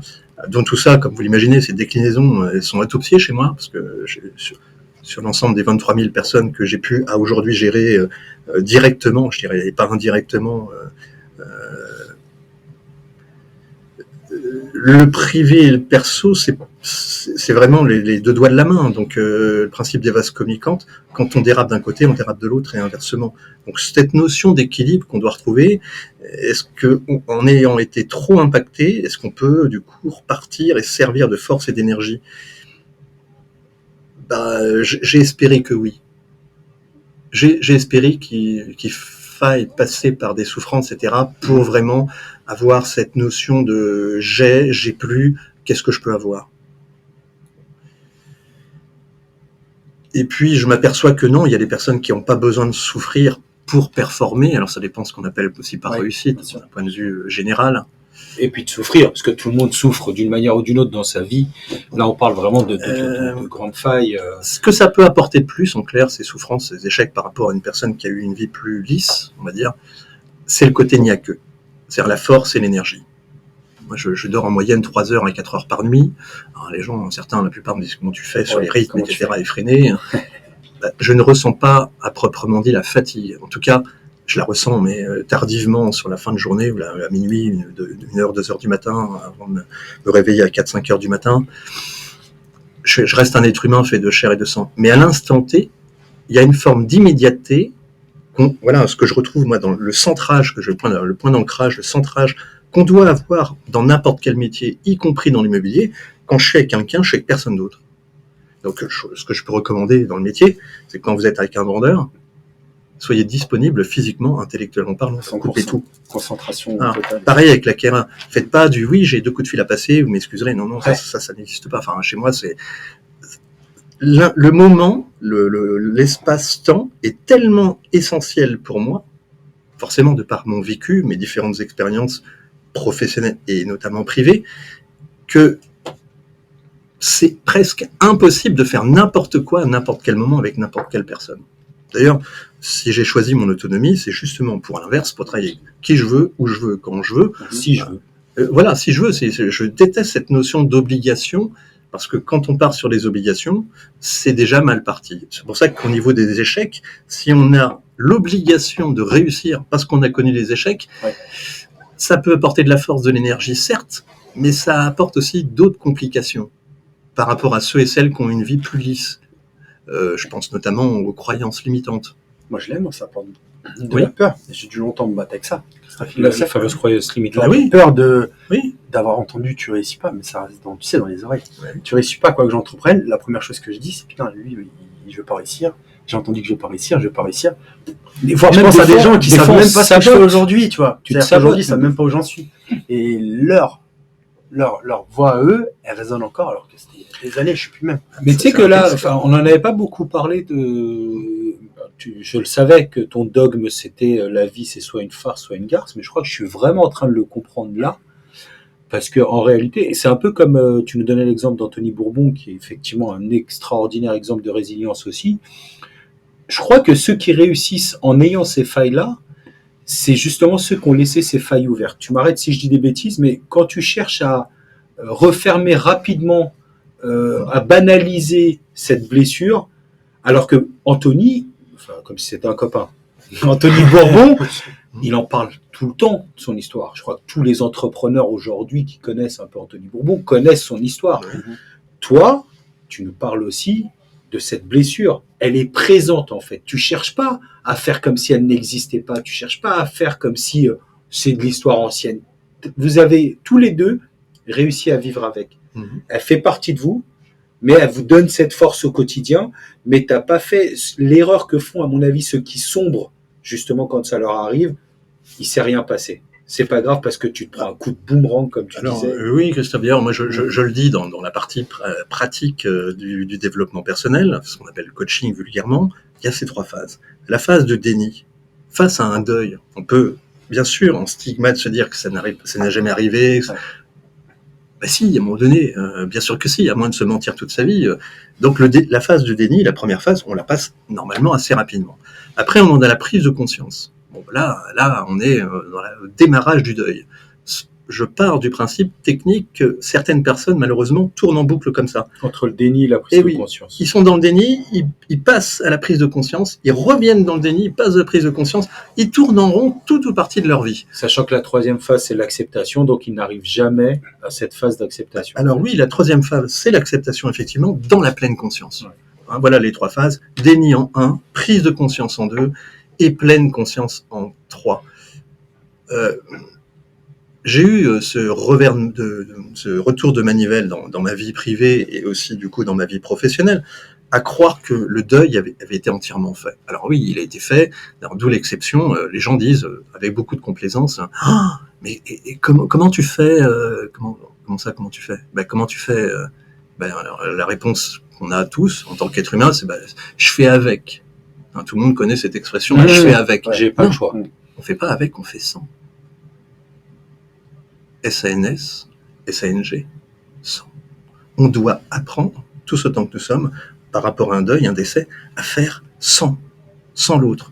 Plus pouvoir lui parler, plus pouvoir communiquer avec elle, plus pouvoir l'embrasser, plus de câlins, plus rien, du jour au lendemain. On doit tous apprendre à faire sans, et pas faire avec. Alors, c'est ça le deuil, c'est-à-dire que on croit qu'on passe des caps de déni. Alors le déni passe très vite, ça dépend des personnes, mais moi, chez moi il est passé très vite. On est dans la prise de conscience, on sait qu'il y a une notion d'urgence, on se met en branle et on commence à se construire pour repartir, donner du sens à sa vie. Et puis au bout de quelques années, on se dit c'est bon, ça y est, le deuil est derrière moi, mon passé est derrière moi, et maintenant il y a le présent et le futur. Et là, il y a un retour de manivelle qui nous renvoie, effectivement, qui nous montre par A plus B qu'on a fait une partie du deuil, oui, on a accepté une partie. Mais pas tout. Mais pas la totalité. Et alors, je prends, sur cet exemple, moi je le connais pas non plus aujourd'hui, Anthony Bourbon. Alors, bravo pour le parcours admirable qu'il a fait, etc. Mais pour moi, on a tous nos propres limites. Il fait ce qu'il veut, c'est sa vie. Après, avec les autres entrepreneurs, il donne les conseils qu'il veut. Après, ils sont pas obligés de tous suivre ses conseils. C'est comme un livre. Pour moi, un livre, un deuil, c'est comme un livre. Il faut de la première page à la dernière page. Une fois qu'on a lu la dernière page du livre, il faut être capable de refermer le livre et de le remettre dans une bibliothèque, même dans un tiroir, peu importe, on le range.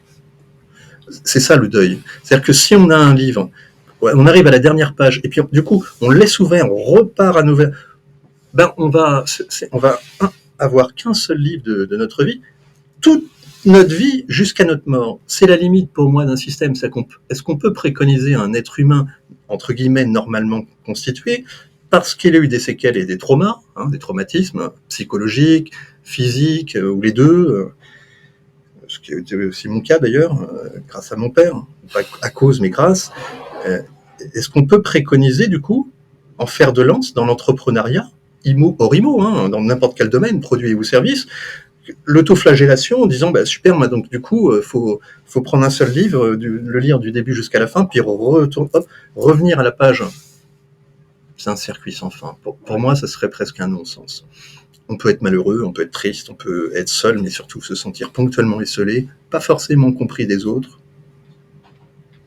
Bon, même si on est étanche au fur et à mesure des critiques, des jugements, quand même, on reste des êtres humains. Et vivre seul toute une vie, quoi qu'on puisse dire, c'est extrêmement long. Sous prétexte qu'on était un entrepreneur et qu'on était dans la résilience et du coup on s'écartait de tout le monde.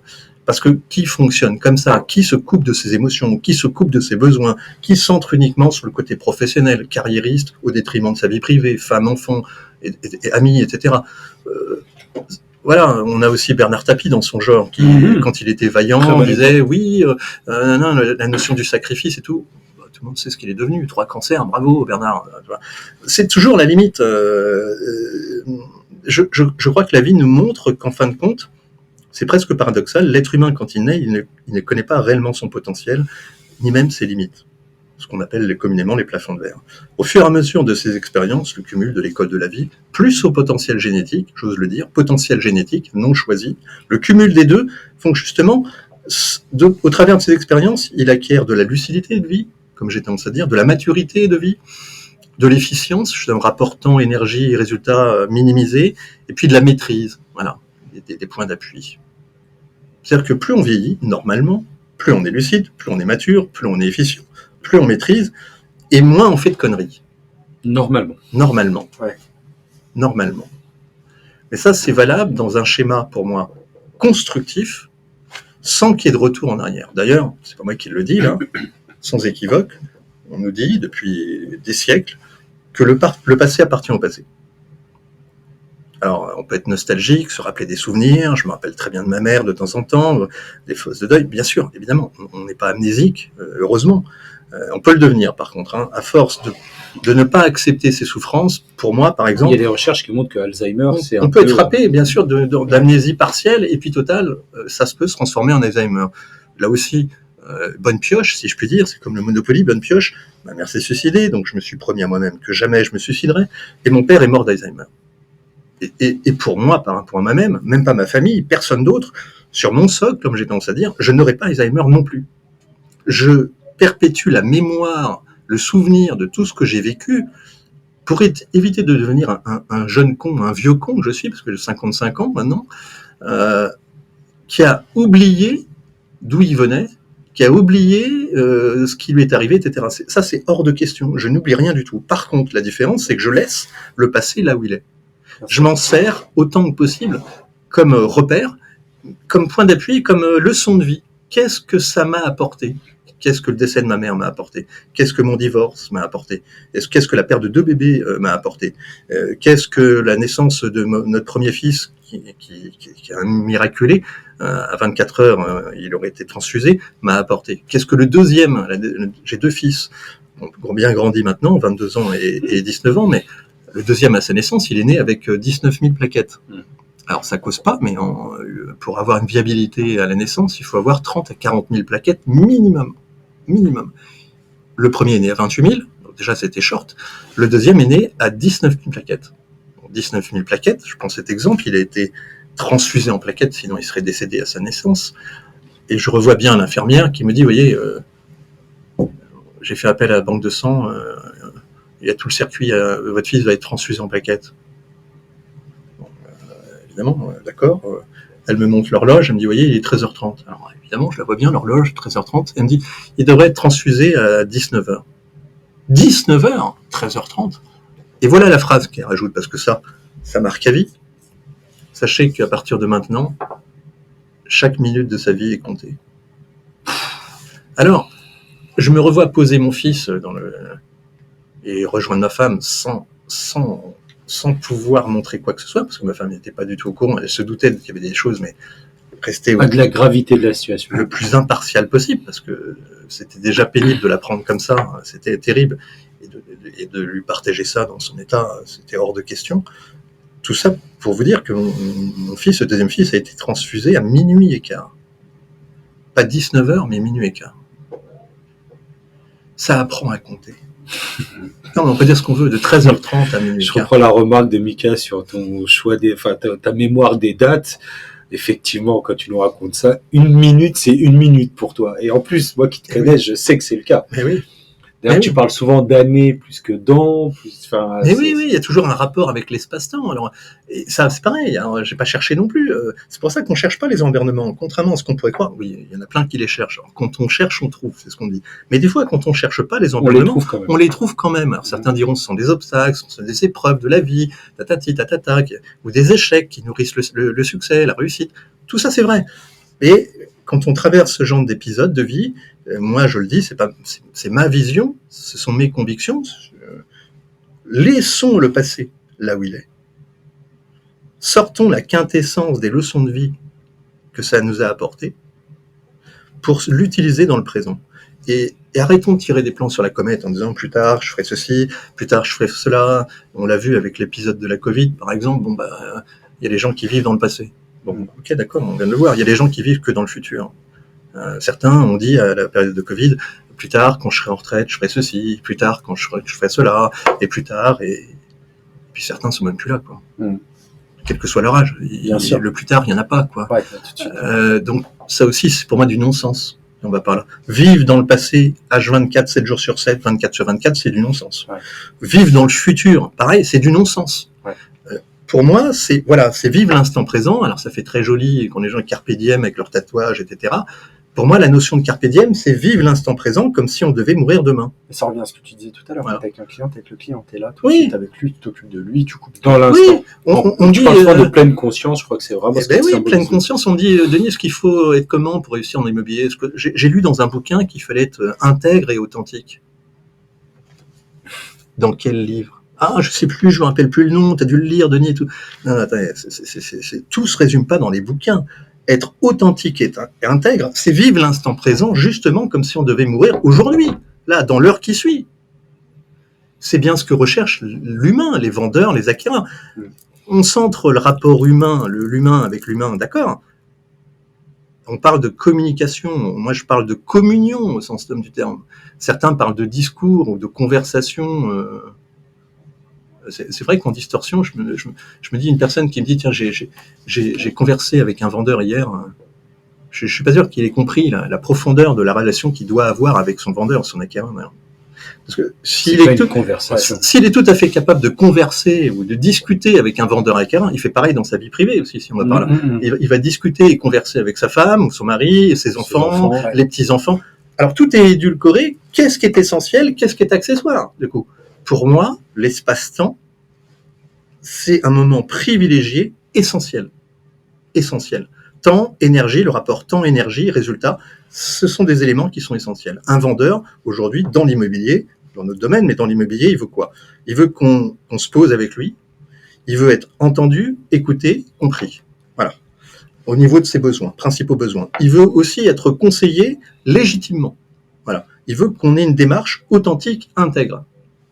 Voilà, il veut pas de faux semblants, il veut pas de directives, il veut pas de forcing, il veut pas tout ça. Bon, sauf que dans le principe des techniques de vente, par exemple, on a évoqué le fait de vendre, force de vente, BTS, force de vente, vente à Tard-Larigot. Moi, ça fait seulement à peine une dizaine d'années que je mets en exergue, comme tu sais, Christophe, non pas la force de vente, vente, mais la fonction vente, mais la fonction achat. Oui. Voilà. Je pars du principe qu'un propriétaire-vendeur, il achète un service. Voilà. L'objectif, c'est d'acheter un service. Ouais. Encore faut-il le mettre en valeur, encore faut-il qu'il y ait de la valeur ajoutée. L'acquéreur, c'est pareil, il achète le service et le bien immobilier qui va avec. Mais tant que dans la profession, par exemple, on cherchera à vendre, c'est ça le défi, c'est que des fois, on n'a pas accepté le décès, on n'a pas accepté les emmerdements, les échecs et tout. Donc on force le trait déjà par rapport à soi-même. Alors on se vend des choses, parce qu'on est dans le déni. Voilà, on est dans la prise de conscience, dans le déni. On n'est pas dans la pleine conscience, donc on n'est pas complètement dans l'acceptation. Donc du coup, on va trouver normal de vendre un service à des vendeurs, de vendre un service à un acquéreur, d'être aimé par les vendeurs, d'être aimé par les acquéreurs. Enfin, je précise, je profite de ce podcast pour dire que c'est un très mauvais objectif. C'est hors sujet. Un propriétaire-vendeur comme un acquéreur, dans l'immobilier déjà, il ne demande pas à être aimé. Voilà. Et l'agent immobilier, à la base, il ne doit pas demander consciemment, inconsciemment de l'amour à ses vendeurs-acquéreurs. C'est complètement hors sujet. Le propriétaire-vendeur, l'acquéreur, il demande à être satisfait. L'agent immobilier, c'est tout faire, pas prétexter, tout faire, pas essayer. N'hésitez pas, etc., comme si on devait hésiter. N'hésitez pas, machin. Non, on doit tout faire. Soit on fait, soit on fait pas.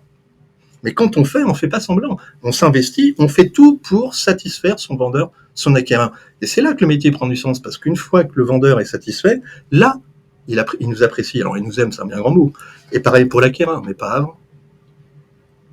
Donc, tous ceux et celles qui disent, moi, j'ai passé du temps, de l'énergie pour mon vendeur, puis il a filé l'exclu à quelqu'un d'autre, Si tu as accepté de passer du temps, de l'énergie, 1, c'est parce que tu le voulais bien, 2, c'est parce que tu voulais être aimé, et tu cherchais la reconnaissance de ton vendeur acquéreur, c'est tout. Donc, tant que tu chercheras sa reconnaissance, ne sois pas étonné qu'il te mette un coup de pied au cul. C'est hors sujet. On parle d'intérêt. Voilà, moi, je parle d'intérêt. Ce qui touche pour moi l'être humain dans son fond intérieur, que ça soit dans le côté commercial, que ça soit dans le développement personnel, c'est le I de l'intérêt. je connais malheureusement aucun être humain, je connais aucun être humain qui fait le bypass sur l'ensemble de ses avantages, l'ensemble de ses intérêts. On a tous des intérêts dans la vie, mais ce sont des intérêts composés. Parce qu'on compose une composition florale, on compose avec notre passé par rapport à nos intérêts, on compose avec le présent par rapport à nos intérêts, et puis on va composer aussi dans le futur avec nos propres intérêts. Alors, c'est là qu'on ne doit pas se tromper d'intérêt, justement. Il y a des intérêts qui rapportent, et il y a des intérêts qui coûtent. Et pour moi, la limite, elle est juste là. Peut-être qu'un jour, j'aurai le bonheur de rencontrer Anthony Bourbon, par exemple. Bernard Tapie, c'est déjà trop tard, mais s'il veut une séance de coaching avec grand plaisir, j'aurai peut-être, vraisemblablement, comme un certain nombre de personnes, des choses à lui dire, pas par rapport à moi, mais par rapport à lui. Lui, par rapport à lui-même, personne d'autre.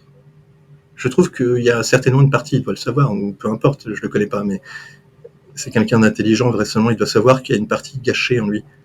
Et pourtant, il continue à nourrir un culte, machin. Bon. C'est quand même dommage, parce qu'encore une fois, on a peut-être plusieurs vies, mais c'est une après l'autre. Ouais, c'est peut-être le storytelling, ça. Est-ce que tu parles souvent de se nourrir?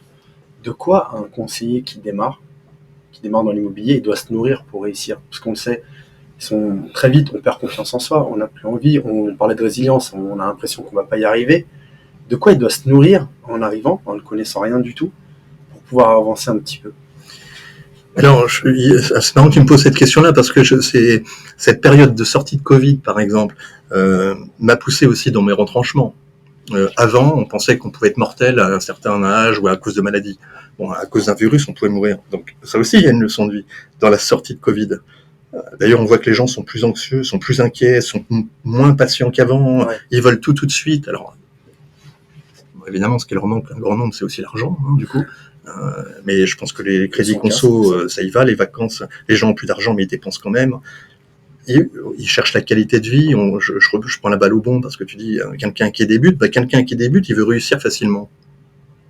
Bah non, quoi. Quel est le métier? On va commencer et on va réussir tout de suite. Non. Facilement. Et facilement. Ouais. Non. On n'est pas dans un métier. Alors, je le disais autrement dans une autre vidéo. C'est pas un job, c'est pas un taf, c'est pas un boulot. L'immobilier, c'est un métier. C'est un métier. Ce matin, je regardais une courte vidéo sur un artisan boulanger qui est parti vivre aux États-Unis avec sa femme. Il est artisan boulanger. Un boulanger, c'est loin d'être péjoratif. Pas artisan, il serait resté en France. Pourquoi partir aux États-Unis, Los Angeles, monter... Voilà. C'est-à-dire que ça dépend de la conception. Quelqu'un qui vient dans l'immobilier aujourd'hui, qui n'est pas du tout issu de l'immobilier, qui se dit, voilà, moi je viens pour des vraies raisons, pas des raisons argent, machin, etc., facilité. Qu'est-ce que je peux lui dire? Je m'appuie sur le programme Amour que j'ai créé. L'Amour. J'ai créé un programme Amour en septembre 2022, sortie de Covid, que j'ai mis en place notamment dans mes agences partenaires. Tu le sais, Christophe, le programme Amour. Je l'ai appelé, je dédie ce programme à ma chienne. C'est moi qui l'ai testé en premier. Voilà, je dédie ce programme à ma chienne, qui est décédée, Bouvier-Bernard, au bout de 12 années. Alors, je profite pour dire qu'avec ma femme, ça fait maintenant 24 années, ma deuxième femme, que nous sommes ensemble. Et que non, c'est pas un champ de ruines, puisque ma femme m'aime aux dernières nouvelles comme au premier jour, voire plus. Donc, c'est pas un challenge, c'est pas un défi. Il aurait fallu un divorce pour ne pas divorcer avec la deuxième, mais savoir comment et pourquoi ne pas divorcer. Voilà. Et hors challenge, hors défi. Donc, le programme Amour, pour le cibler, pour répondre à ta question, Mika. Amour, alors c'est Calogero qui a repris après son album Amour. Amour, c'est un programme qui est assez vaste. C'est l'adaptabilité du A, déjà, qu'on appelle vulgairement adaptation. Alors, j'ai vu l'épisode sur les émotions, je ne vais pas stéréotyper, mais avec Eric. Je parle bien d'adaptabilité et non pas d'adaptation. Parce que adaptation, tout le monde peut le prétexter. Adaptabilité, c'est un sacré chantier. C'est un livre entier, l'adaptabilité, non prétexté. Le M, ce sont les moyens. Donc, que ce conseiller, cette conseillère débutante, soit dans l'adaptabilité, soit prête à s'attendre à tout, au meilleur comme au pire. Les deux. Voilà. Car souvent, tant qu'on n'est pas habitué à s'attendre au meilleur ou au pire, on attend le meilleur, on redoute, on fuit le pire. On le découvre. Et puis après, c'est les déconvenus, les désillusions. On dit je m'attendais pas à ce que ça soit ça. Je m'attendais au cadeau de Noël, mais bon, voilà. Non, il y a le père Fouettard. C'est le père Fouettard matin, midi et soir. Ah, bizarre. Non. Dans n'importe quel domaine, il y a des succès, il y a des réussites, il y a des échecs. On doit être capable de s'attendre à tout, au meilleur. Comme le pire, c'est l'adaptabilité. Les moyens, se donner les moyens, c'est-à-dire concrètement apprendre et comprendre après. Bon nombre de personnes, maintenant, cherchent à comprendre. S'ils n'ont pas compris, ils apprennent pas. S'ils apprennent pas, ils font pas. Ils font plus. Ils oublient. Pourquoi ils oublient ? Parce qu'ils ont mal appris ou pas appris. Et puis, en plus, si c'est pas suffisant, ils n'avaient pas compris non plus. Oui, mais alors, enfin, donc, on me dit, ça m'est arrivé, moi, maintenant, tu peux revenir, Denis, pour une piqûre de rappel, mais c'est quoi une piqûre de rappel, juste ? Les gens veulent pas de formation, par exemple, ou plus de formation, même si elle est devenue obligatoire pour ce qu'elle vaut, mais en termes de timing, une piqûre de rappel, c'est quoi une piqûre de rappel ? C'est quand une personne sait, par exemple, que 2 plus 2, ça fait 4. Que 3 plus 3, ça fait 6. Bon, l'intervenant arrive, quel qu'il soit, il dit voilà, 2 plus 2, ils font 4. Voilà. 3 plus 3, 6, et 6 fois 6, 36. Voilà, il fait ça toute la journée, c'est une piqûre de rappel, c'est un bon shoot, c'est une validation d'acquis, tout le monde sait. Ça, c'est une piqûre de rappel. Quand une personne a mal appris, peu ou pas appris, peu ou pas compris, peu ou pas fait, c'est pas un rappel. Mais c'est pas un rappel. C'est un apprentissage. C'est pas une piqûre de rappel. C'est une animation tout court, quoi. Or, souvent on me dit, tiens, alors, tu viens pour une piqûre de rappel, j'interviens, et là je vois au fur et à mesure dans les groupes que c'est plus que des piqûres de rappel. D'ailleurs, on voit les gens, ah ouais, c'est intéressant, génial, ouais. Mais voilà. Donc, dans les moyens, c'est avant d'en arriver là, parce que comme je le dis, moi, c'est mon dogme, je m'achète des dogmes, des repères, évidemment. J'ai qu'un seul cerveau dans cette vie-là, donc je veux l'optimiser autant que possible au maximum. Je suis bien obligé de prendre des éléments. Le plus dur, c'est pas de pas savoir, contrairement à ce que les gens pensent, parce que quand on est débutant, on veut tout savoir pour hier. Bien sûr. Donc ça devient vite empirique. Je vous laisse imaginer comment on apprend, comment on comprend et comment on fait les choses. Déjà, on confond vitesse et précipitation, donc ça ne fonctionne pas. Le pire, c'est pas de pas savoir. Le pire, c'est de croire qu'on sait. Voilà. Ouais. Et quand on apprend mal, et qu'on comprend mal, et qu'on fait mal, en partie, à un moment donné, on va s'acheter des certitudes. Voilà. Ces fameuses certitudes, on va croire qu'on sait faire, qu'on sait tout court, alors qu'on sait en partie, voire pas du tout. Mais c'est pas grave. Et alors on va se dire, c'est bizarre, j'ai fait les rendez-vous avec les vendeurs, ils veulent pas vendre, j'ai fait sortir les acheteurs, ils veulent pas acheter. Et la semaine dernière, on m'a dit, c'est bizarre, j'ai fait une superbe sélection avec mes acquéreurs. Ouais, j'attendais la suite, parce que au départ, tout est super, vous imaginez bien. La suite est toujours cuisante. On me dit, par contre, je comprends pas, parce qu'avec mes 3 acheteurs, j'ai fait une super sélection avec chacun d'entre eux, j'ai compris leur centre des besoins. Ouais. Par contre, c'est bizarre, il y en a pas un des 3 qui a acheté. Ah oui, alors, oui, évidemment. Alors la question est, quelle vision avait cette personne dans sa sélection ? Est-ce que c'est une vision sur les critères de recherche propres à lui, ce qu'on appelle la mind map, sa carte mentale à lui, ou est-ce que c'est la vision de l'acquéreur en question dans sa sélection ? Moi, il n'y a pas photo, là. J'ai pas besoin de. J'aurais pu, bien sûr, sous couvert de Proimo maintenant, appeler ce prospect acquéreur, ces 3 prospects acquéreurs, pour leur dire, bon alors, qu'avez-vous pensé du service de cet agent immobilier ? Qu'est-ce qu'il vous a apporté ? Qu'est-ce qu'il a compris dans votre projet ? Aujourd'hui, je peux le faire sous couvert de Proimo. Mais j'ai pas besoin, là. J'ai un conseiller stéréotypé, qui a de l'expérience, qui me dit qu'il a parfaitement compris les besoins et qu'il a fait une très belle sélection. Et mais sur sa vision à lui. C'est pour ça que les acquéreurs sont pas du tout intéressés. Parce que leurs acquéreurs, ils ont la vision de leur projet et leurs critères qui sont les leurs. Donc, ce que je dirais à un débutant, c'est que dans les moyens, déjà, qu'ils s'achètent la vision, la carte mentale de l'autre, la mind map de l'autre, du vendeur, de l'acquéreur, de monsieur, de madame, monsieur, madame, monsieur, madame, quand j'ai tendance à dire, voilà. Qu'il aille choper la vision du projet à l'instant T, du vendeur, de l'acquéreur, les besoins à l'instant T, prioritaires du vendeur, l'acquéreur, la situation à l'instant T du vendeur, mais leur situation, eux, leur vision à eux. Un débutant, il a tellement besoin de se rassurer, il a tellement besoin de se sécuriser, le besoin de sécurité, qu'il a tendance à ramener les choses à lui. Donc, par exemple, ça fera, vous voulez un séjour, un grand séjour. Alors, il va noter grand séjour. Il dit, attendez, c'est-à-dire, quelle surface? Je sais pas, il voulait un grand séjour. Oui, d'accord, mais quelle surface? Alors, un grand séjour, on est d'accord? Un grand, c'est combien? Je sais pas, je n'ai pas posé la question, mais grand, c'est, je sais pas, au moins 45, 50 mètres carrés pour une maison. Donc là, il est sur sa propre carte mentale à lui. Il n'est pas sur la découverte. Voilà. Mais ton acquéreur, il a dit quelle surface au juste? Tu vas rire.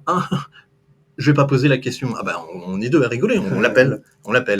Et l'acquéreur entend dire, moi, vous savez, un séjour de 25-30 mètres me suffirait. Donc, c'est-à-dire que si on fait une sélection comme ça sur la vision étriquée qui est la nôtre, on est complètement à l'ouest. On est à côté de la plaque. C'est pour ça que les gens n'achètent pas. Ce qui est beau, par exemple, magnifique séjour, c'est très super. Je suis anti-superlatif, tu le sais, Christophe. Beau, magnifique, grand, machin. Mais qu'est-ce que ça veut dire? Il n'y a rien de plus vendeur en plus, et on impose la carte mentale, notre carte mentale, dans nos annonces.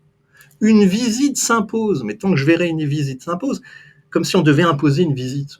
C'est contrariant pour un acquéreur qui veut être tranquille, peinard, surtout sur le marché. Je ne sais pas si tu arrives à te rendre compte de la précision de ce mec, c'est incroyable. Je t'assure. Je pense un peu pareil. Ça parle. Mais non, mais c'est pour ça que je voulais vraiment que vous rencontriez tous les deux. Je sais que vous avez beaucoup de points en commun.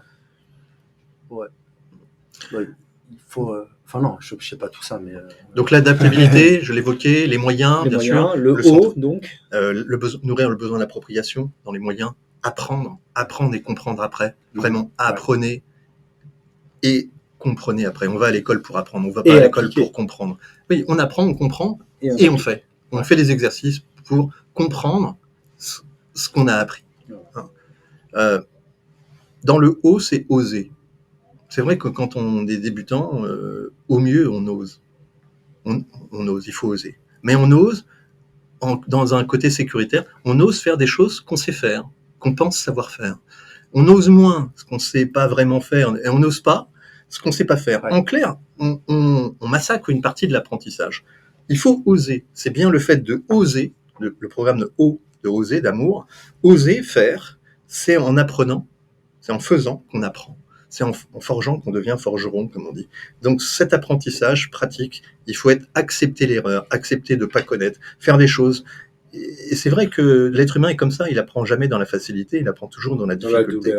Et si on veut juste apprendre et appliquer ce qu'on a compris et ce qu'on pense savoir faire, etc., on réduit de 80% minimum le champ de réussite, de résultat, donc de ce qu'on nomme de performance ou de réussite. Donc oser, surtout quand vous ne savez pas faire. Plutôt que oser uniquement quand vous estimez savoir faire ou quand vous savez faire. Ce que font la plupart des débutants, c'est-à-dire que quand ils savent pas, ils n'osent pas justement, et c'est là où... Arnaud, il en parlait bien l'autre fois. Puis dans le management, après il y a le relais, il faut que le manager soit aussi plus dans la bienveillance, à pas saquer en disant « Ah, t'as fait de la merde, etc. » Ça, il y a un retour aussi, c'est-à-dire que souvent les conseillers débutants n'osent pas, parce qu'ils ont peur d'être réprimandés, d'être critiqués, ils ont mal fait, d'être jugés, leurs collègues, c'est pareil. Donc il faut savoir ce qu'on veut.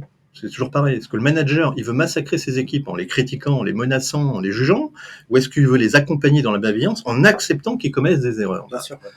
Manager, si vous m'entendez, c'est à vous de vous centrer, après tout. Si vous T'es en train de dire qu'on peut aussi se former en tant que manager, c'est ça que tu dis? Bien sûr, c'est un métier à part entière, tu le sais, Christophe. Il y a d'excellents commerciaux qui sont de mauvais managers, il y a de très mauvais commerciaux qui sont d'excellents managers. Il y a d'excellents footballeurs qui sont très mauvais sélectionneurs et très mauvais entraîneurs. Malheureusement, c'est pas le même métier. C'est un commercial, il ne pense qu'à lui. Un manager, il doit penser à chaque membre de son équipe. Je dis bien chaque membre de son équipe, en permanence, quoi. Et en anticipation autant que possible, pas dans l'action uniquement et pas après. Mais c'est un très difficile et très beau métier d'ailleurs. C'est un art. Ça rentre dans l'art oratoire, notamment du manager, le savoir, le savoir-faire, le savoir-être, le savoir moral. Alors, et puis l'art oratoire, c'est un art. C'est pour ça que le bovillisme, j'attache beaucoup d'importance, comme tu sais, Christophe. Mika le découvre sur l'importance des mots, MOTS. Soignons les mots, MOTS, ça évitera de soigner les mots, MAUX. Amen.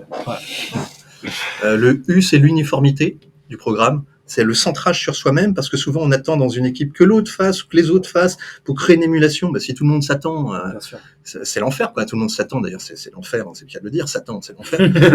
Voilà, donc non, arrêtons de croire qu'on doit être obligé d'attendre les autres pour l'uniformité. C'est comme un uniforme, on porte globalement le même uniforme, mais on garde notre propre personnalité, nos propres traits de caractère, nos propres forces, nos propres compétences. C'est incitatif si tout le monde fait dans une équipe. Le monde amène le monde, le mouvement amène le mouvement. Voilà, donc l'uniformité, c'est un recentrage autant que possible dans une équipe, quelle qu'elle soit, actuelle ou à venir, pour que chaque personne soit fidèle à ses responsabilités et fasse les choses en arrêtant d'attendre. Et puis le R, c'est le réalisme. Voilà. Le programme Amour, pour le clôturer, je commençais l'adaptabilité, le A, le R, c'est le réalisme. On dit bien dans la notion d'objectif, il y a le R du réalisme, la méthode SMART, réalisable, c'est réaliste. C'est vrai que la plupart des commerciaux, débutants, confirmés, et d'ailleurs, c'est pas lié qu'aux débutants, ça peut manquer foncièrement de réalisme. Exemple, je fais 1000 mailings, oui. J'arrête de faire du mailing. Pourquoi ? J'ai pas de contact. Ça m'a rien rapporté. Oui, alors, mailing, tu l'as fait où ? Avec quel support, quel texte, parce que si tu as fait estimation gratuite sous 48 heures, c'est super original, mais je te rappelle que toute la concurrence fait ça. Donc du coup, après, c'est 1000 mailings, mais le ratio c'est 1 ou 2 pour 1000, donc voilà, donc il y a tellement de paramètres. Est-ce que c'est en couleur ? Est-ce que c'est un recto verso ? Est-ce que c'est sur un secteur avec un fort turnover, beaucoup de rotation, ou c'est les secteurs prisés ? Quand on prend l'ensemble des paramètres, c'est la cour des miracles. On se dit qu'avec, allez, je mets 1000 mailings dans le truc, je vais avoir 3 mandats, 2 exclus. Mais encore une fois, ça manque furieusement de réalisme. D'ailleurs, je le dis d'un point de vue général, pour éviter de s'éparpiller, façon Pulse, pour un débutant comment le confirmer, plutôt que d'être tenté justement à faire plein de choses comme ça, qui sont certes des actions, mais avec un objectif de résultat complètement irréaliste, ou grandement irréaliste, je conseillerais de faire la feuille de route. La feuille de route, c'est de se positionner dans le réalisme et se dire, voilà, c'est le QQ au QCP, tu le sais, Christophe. L'expression dit, j'ai un problème, à chaque problème, il y a une solution. On dit, ouais, alors, du coup, tu as trouvé la solution à ton problème. La solution, la question à un problème. Faire le tour de la question. Non, il faut faire du tour de l'ensemble des questions. Qui ? C'est le problème QQ au QCPSC. Qui ? Quoi ? Où ? Quand ? Comment ? Pourquoi ? Et combien ? Et le combien chapeaute l'ensemble. Voilà. On fait l'ensemble des tours des questions. Voilà, le QQ au QCPSC, comme j'ai tendance à dire. Et là, on a une vision. Et avec cette vision, on l'affine avec une visée la plus juste possible par rapport au secteur, justement, par rapport à différents autres paramètres, pour que ça soit le plus précis possible. Ce qui nous rappelle, c'est un rappel à l'ordre pour moi de la méthode SMART, la notion d'objectif spécifique mais simple. C'est le S. Plus l'objectif est simple, plus il est facile à atteindre. Mais c'est souvent parce que ça manque de réalisme que l'objectif est très compliqué, voire impossible. Alors quand l'objectif est très compliqué, impossible, je vois pas pourquoi on aurait d'excellents résultats. Bien sûr. C'est vrillé d'avance, c'est perdu d'avance. Soit c'est gagné d'avance, soit c'est en partie ou en totalité perdu d'avance. Vous avez déjà un ordre d'idée sur ce que je pense du perdu d'avance, quoi. C'est vide de sens. Perte de temps, perte d'énergie, perte d'intérêt, perte sur toute la ligne. Alors là, après, on se dit, moi je croyais que c'était facile, je quitte le métier, et 60% de turnover, ce n'est pas acceptable que dans l'immobilier, notamment, 60% de personnes s'essayent à l'immobilier en pensant qu'ils vont forcément réussir. Et en plus, c'est une notion, comme vous le savez, ce turnover, ce pourcentage qui est toléré partout. Pour moi, c'est pas tolérable. On devrait, à la base, définir le potentiel intrinsèque de la personne, son potentiel génétique, son potentiel en termes d'expérience de vie, son potentiel à la résilience, s'il a eu des traumas, etc., son potentiel à l'acceptation de changement, son potentiel émotionnel, intellectuel, son potentiel tout court. C'est pour ça que tu le sais, Christophe, je suis très assessment. Moi, j'aime bien mettre en situation aussi les personnes, parce que ça permet de dénoter, non pas dans le phrasé, dans ce qu'ils disent, mais dans ce qu'ils font. Dans les actions. C'est ce qu'on fait aux États-Unis. Il n'y a pas d'assessment en France. On dit il y a un CV, une lettre de motivation, IMO hors IMO, allez hop, je lui fais confiance, je le prends, on verra bien quoi. Il va réussir dans combien de temps, ton conseiller ? Normalement, on m'a dit 3 à 6 mois. Mais 3 à 6 mois, ça fait 90 jours à 180 jours. Mais ouais. Alors, ok, il n'y a plus d'armée. Avant, l'armée, c'était 12 mois, puis 10 mois. Mais 3 à 6 mois, 6 mois, c'est plus de la moitié d'une année avant. On dit, oh, t'inquiète pas. Non, parce qu'une personne qui se pose 36 000 questions et qui doute de lui-même, etc., et qui sait pas faire, et qui n'est pas formé correctement, au bout de 15 jours, 3 semaines, un mois, il est complètement paumé. Alors, à quoi ça sert d'attendre 2 mois, 3 mois, 4 mois, 5 mois, 6 mois? Il est en train de s'éliminer. Alors, souvent, dans mon domaine, ça m'est arrivé, je ne pense pas être le seul, où j'interviens un peu comme en fer de lance, comme ça, un pompier de service. On me dit, écoute, Denis, c'est l'opération de la dernière chance. Tiens, si tu peux venir dans mon équipe pour mettre un coup de booster, parce qu'ils sont tous à l'ouest. Question, pourquoi je n'interviendrai pas en amont quand tout va bien? Ce que tu offres comme service, d'ailleurs. Moi, oui, de l'aide au recrutement. Pourquoi pas être en amont plutôt que de se retrouver en aval quand on me dit j'ai plus que tant de dizaines d'euros dizaines de milliers d'euros sur mon compte, comme j'ai pu l'entendre il y a un an, un gérant que je tairai le nom par confidentialité. Je dépense tant par mois, j'ai encore un trimestre de trésorerie, et si dans 3 mois on fait 0, je dépose. C'est-à-dire, voilà, donc bon courage, bienvenue, à toi, je te passe le relais. Pourquoi attendre ce moment-là, ce critique, cette notion de non-acceptation de la difficulté, là voilà, justement, d'un dirigeant d'agence, qui attend à l'arrache la solution miracle? Alors en plus, tout va bien, parce que là, il a rétabli sa situation. Mais qu'est-ce qui serait passé si, dans la contribution, j'avais pas fait ce qu'il y avait à faire sur l'année dernière? Eh ben, je crois que lui et son équipe, ils auraient subi cette année 2023 aussi, et peut-être qu'il ne serait plus là pour en parler, peut-être. Ce qui n'est pas le cas. Donc, faut être raisonnable. Moi, je crois que la vie nous montre qu'on doit être raisonnable. Et réaliste. Réaliste. C'est le choix de raison ou le choix de cœur. Voilà, comme je les résume. En tant qu'être humain, nous faisons... C'est la conclusion de notre coaching de la semaine dernière. Toujours, mais oui, mon ami, nous faisons toujours des choix. L'être humain ne fait que des choix. Il décide. Alors, des fois, il décide, il ne devrait pas décider, etc. Mais l'être humain, nous faisons tous des choix dans notre vie de tous les jours, pro comme privé. Après, il faut assumer. Il faut assumer nos choix. On fait soit des choix de cœur, soit des choix de raison. Et d'ailleurs, on dit des gens, quand on grandit, quand on vieillit, qu'on devient de plus en plus raisonnable. Raisonnable. Tout devrait nous inciter à être à même de faire plus de choix de raison, parce que c'est plus équilibré, c'est plus posé, c'est plus sensé. C'est plus rentable, c'est plus riche dans tous les sens du terme. Ouais, au-delà du côté romantique, le choix de cœur, tu ne le préconises pas du tout. Le choix de cœur, c'est assez fantaisiste. On fait des choix de cœur. Au départ, c'est sympa. Pour moi, je fais allusion au bonheur, l'enthousiasme. C'est assez éphémère, les choix de cœur. Et puis c'est vite la routine, et puis c'est vite chiant. Et puis ce qui était super sympa, c'est vite chiant à la finalité. Donc, des choix de cœur, je les résumerai dans l'émotion, au bonheur, l'enthousiasme. Des choix de raison, il y a une profondeur, c'est la joie. La joie intérieure, la joie pénétrante, la joie qui vient de l'intérieur vers l'extérieur. Parce qu'on sait qu'on a fait des choix qui étaient raisonnables et raisonnés, et les bons choix, comme on dit. Et on sait, nous, en tant qu'être humain, quand on a fait les mauvais choix. Parce que tôt ou tard, on s'aperçoit du résultat, on fait « Ah bah merde, ah putain, si j'avais su, j'aurais pas fait ça », comme si on ne le savait pas. Comme ça, on se retombe dans le déni. Hein. Comme on savait que c'était une source d'emmerdement, on n'a pas poussé le bouchon bien loin, on a surfé sur la vague, on y a été quand même en prenant un maximum de plaisir, et c'est ce plaisir qui se transforme en déplaisir, on est surpris, c'est ça? Mais on est surpris de quoi au juste? L'être humain, moi, me passionne, évidemment. L'immobilier, c'est une passion sur le tard. Ce qui est passionnant, c'est la construction qu'on peut faire dans la compréhension humaine, que ce soit avec les gens de l'immobilier et leurs clients, vendeurs, acquéreurs, ambassadeurs et autres. Le développement personnel, je trouve que c'est passionnant aussi parce que c'est à la base. C'est découvrir tout le potentiel intrinsèque de la personne avant de l'engager et pas après. Donc, message aux dirigeants d'agence, vous avez embauché les collaborateurs, vous les connaissez, vous connaissez leur prénom, leur nom, leur date de naissance, combien ils ont de chats, de poissons rouges, de tortues, etc. Super. Mais souvent, c'est assez limité, il faut le reconnaître. Souvent, sur une seule intervention, j'ai bien plus d'informations de chacun que souvent un dirigeant d'agence sur X années. Je vous invite, si ce n'est pas le cas, à vous intéresser plus sérieusement, plus en profondeur, parce que ce sont vos principaux clients, vos premiers clients. Amen. Ouais. Alors, avant de faire un focus uniquement sur le chiffre d'affaires et les vendeurs et les acquéreurs et les mandats et les visites. Voilà.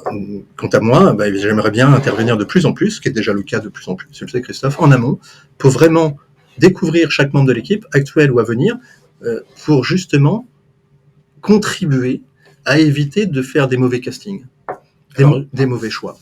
Justement, comme tu dispenses, comme tu l'as dit, des formations, des coachings, de l'accompagnement, mais tu as décidé dernièrement de lancer un nouveau service à destination des agents immobiliers, une première rencontre avec le bovilisme, si je puis dire. Oui. Alors, ton credo, c'est de dire pour 50 centimes par jour, tu rentres effectivement en contact avec ton approche, avec tes conseils, etc. Mm-hmm. Tu as appelé ça ProImo. Oui, alors, si tu veux nous en parler un petit peu. Alors, en 2 mots, ProImo, oui, ProImo, je l'ai créé il y a une dizaine d'années sous forme associative, loi de 1901. PROS-IMO. Voilà. Et puis, sur le domaine associatif, bon, on est dans l'immobilier, encore une fois, le côté associatif, tout le monde s'en fout. Même moi, le premier, je me suis dit, bon, ça va pas aller bien loin, c'est une association. Bon, je l'ai mis de côté. Sauf que là, effectivement, sur cette fin d'année 2023, je me suis dit, bon, pourquoi ne pas réactualiser justement ProImo, de redonner plus de sens. C'est quoi ProImo ? ProImo, c'est un service au sein d'une de mes 2 entreprises qui permet de dissocier ce que j'appelle les véritables professionnels de l'immobilier des autres. Alors, c'est quoi un véritable professionnel ? Pour moi, c'est déjà une personne qui a déjà réalisé 40 compromis de vente sur les 2 dernières années. Voilà. D'accord. Donc c'est déjà une base de résultat, même si le résultat n'explique pas tout. Parce que tu disais que c'était une conséquence, mais s'il y a une conséquence, c'est qu'il y a quand même eu... Il y a eu des actions, il y a des objectifs, il y a de la satisfaction clientèle.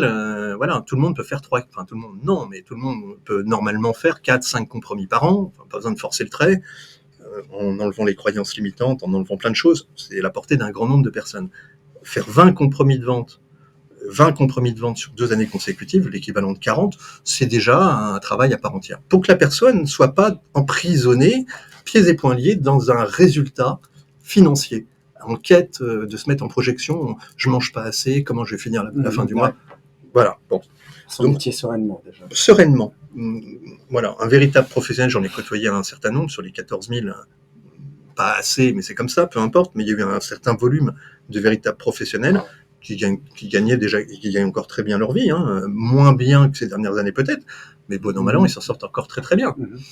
Donc ça veut dire que s'ils sont compétents, quelle que soit la crise, cela, ils ont quand même des résultats. Donc la base de ProImo, c'est une ligne de démarcation entre ceux et celles qui improvisent l'immobilier et ceux et celles qui sont vraiment des véritables professionnels, consciencieux, en quête de satisfaction client, etc., avec les clients qui leur rendent bien. Après, dans ce service, en 2 mots, j'ai inclus une notion d'enquête client mystère, c'est-à-dire que je m'octroie la possibilité d'appeler n'importe quelle agence immobilière de France et de Navarre au téléphone, pas forcément en visio, et de m'assimiler vendeur, investisseur, locataire, acquéreur, pour jauger, pas juger, jauger la qualité du service. Voilà. Donc il y a des sites internet, etc., où on référence des professionnels. J'irai effectivement, en fonction de mon temps et de mon énergie et mes dispositions, mais faire du client mystère et chatouiller la profession, pas pour les embêter, pas pour les agacer, au contraire pour leur dire attention, je suis propriétaire d'un immeuble de 14 appartements, votre conseiller il m'a dit c'est trop, il faut appeler d'autres agences. Si demain je suis un vrai propriétaire d'un immeuble de 14 appartements, ça c'est une anecdote qui m'est arrivée, on m'a dit 14 appartements, oui, c'est beaucoup trop. J'ai dit oui, vous me conseillez d'appeler qui? On m'a dit vous appelez Foncia, appelez. Appelez rive droite, rive gauche, un immeuble de 14 appartements, comment on peut entendre c'est beaucoup trop. Ça fait peur. Voilà, c'est pas d'hier. Donc on peut avoir des réactions comme ça, souvent par manque de formation, manque de technique, manque de repères, manque de points d'appui, etc. Toujours le même, voilà. Laisser un téléphone à une personne c'est facile, mais savoir quoi dire, quoi faire, ça c'est un métier. C'est toujours pareil. Attention au BTS, machin, qu'on laisse souvent les stagiaires qui décrochent, etc. Qu'est-ce qu'ils disent? C'est de la clientèle, on paye des fortunes sur les logiciels XY, des serveurs, des portails, pour laisser un débutant, une débutante jeune décrocher le téléphone, c'est lourd de sens et de conséquences aussi. Mais c'est très vrai ce que tu dis. Si on va par là. Ce qu'on disait au début, c'est qu'on met en place plein d'outils pour capter des contacts, mais tu vois comment on les massacre, à la limite, il vaut mieux en avoir moins, mais bien s'en occuper, qu'en avoir pléthore et les massacrer. Quelle image on laisse? On ne se rend pas toujours compte, on parle de notoriété, quelle image. Donc, le client mystère, c'est un axe aussi majeur que je tiens absolument à exploiter, pour chatouiller, je dis bien, la profession. Alors, ceux et celles qui veulent que je passe en revue comme ça en client mystère, leurs équipes avec grand plaisir, parce que, du coup, c'est un moyen neutre aussi de savoir comment fonctionne-t-elle. Ça évite de tomber dans les certitudes. Et puis, le 3e axe, c'est les enquêtes qualité de satisfaction. C'est-à-dire que je délivre des outils, notamment une enquête qualité de satisfaction qui va permettre à l'agent immobilier certifié, en tant que véritable professionnel, de travailler en effet rétroactif sur tous ces anciens clients vendeurs-acquéreurs sur les années précédentes, avec 5 questions précises. Et toutes les enquêtes qualité seront remplies par les vendeurs-acquéreurs et renvoyées directement à Proimo, et pas à l'agent immobilier. Donc moi, je vais servir de relais, en fin de compte, un relais poste. Je vais récupérer l'ensemble des enquêtes qualité que je vais éplucher. S'il y a des recommandations de vendeurs-acquéreurs satisfaits sur je connais un tel qui vend, j'en ai un tel qui veut acheter, toutes ces rétrocessions d'informations qualifiées seront retournées à l'agent immobilier gracieusement, c'est-à-dire gratuitement. Je ne veux pas percevoir un seul centime. Quant au service, l'ensemble de ces services, j'ai été jusqu'à me dire la chose suivante. Je ne veux pas être juge et partie. Je veux être complètement neutre. Donc je peux prendre des franchisés, des indépendants. Je peux prendre des conseillers, des agents commerciaux et des mandataires en immobilier. Voilà. J'ouvre la porte maintenant, parce qu'il y a un certain volume en pourcentage d'ex-agents vitrés qui ont basculé mandataires. Je ne vois pas être sectaire, faire du sectarisme, je ne l'ai jamais fait. Donc aujourd'hui, j'ouvre les éléments, mais encore une fois, pas avec n'importe qui, pas pour n'importe quelle raison, pas pour faire n'importe quoi. La personne qui veut justement travailler sa notoriété en étant reconnu comme un véritable professionnel, peut m'appeler. Je regarde la possibilité, je regarde ce qu'il fait, je regarde qui il est aussi. Avec les bases de développement personnel, ça aide énormément. Je lui fais confiance, si nécessaire, en lui donnant la certification. J'aurai de toute manière une vérification en effet rétroactif de la satisfaction des vendeurs-acquéreurs qui viendra cristalliser la satisfaction réelle avec un pourcentage précis. Ouais. Toujours intéressant de rappeler un agent immobilier en disant voilà, sur les 2 dernières années, vous avez un taux de satisfaction réel de 92,14%, tant de satisfaction, tant de ceci, tant de recommandations, tant de...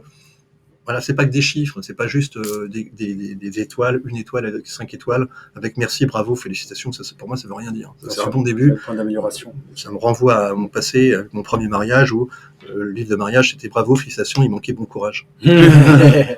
Et oui. Bon courage. Et j'en ai eu besoin d'avoir du courage après. Je le savais pas. Hein. Ça fait mauvais genre d'avoir bon courage sur un truc de mariage. Donc, donc ce service, je l'ai voulu volontairement peu cher. Hein, je sais que le mot cher, mais volontairement je le dis, 50 centimes par jour, c'est 15 € par mois. Oui. C'est 180 € l'année. Parce que je me suis dit, il faut que ce service soit accessible à tout le monde.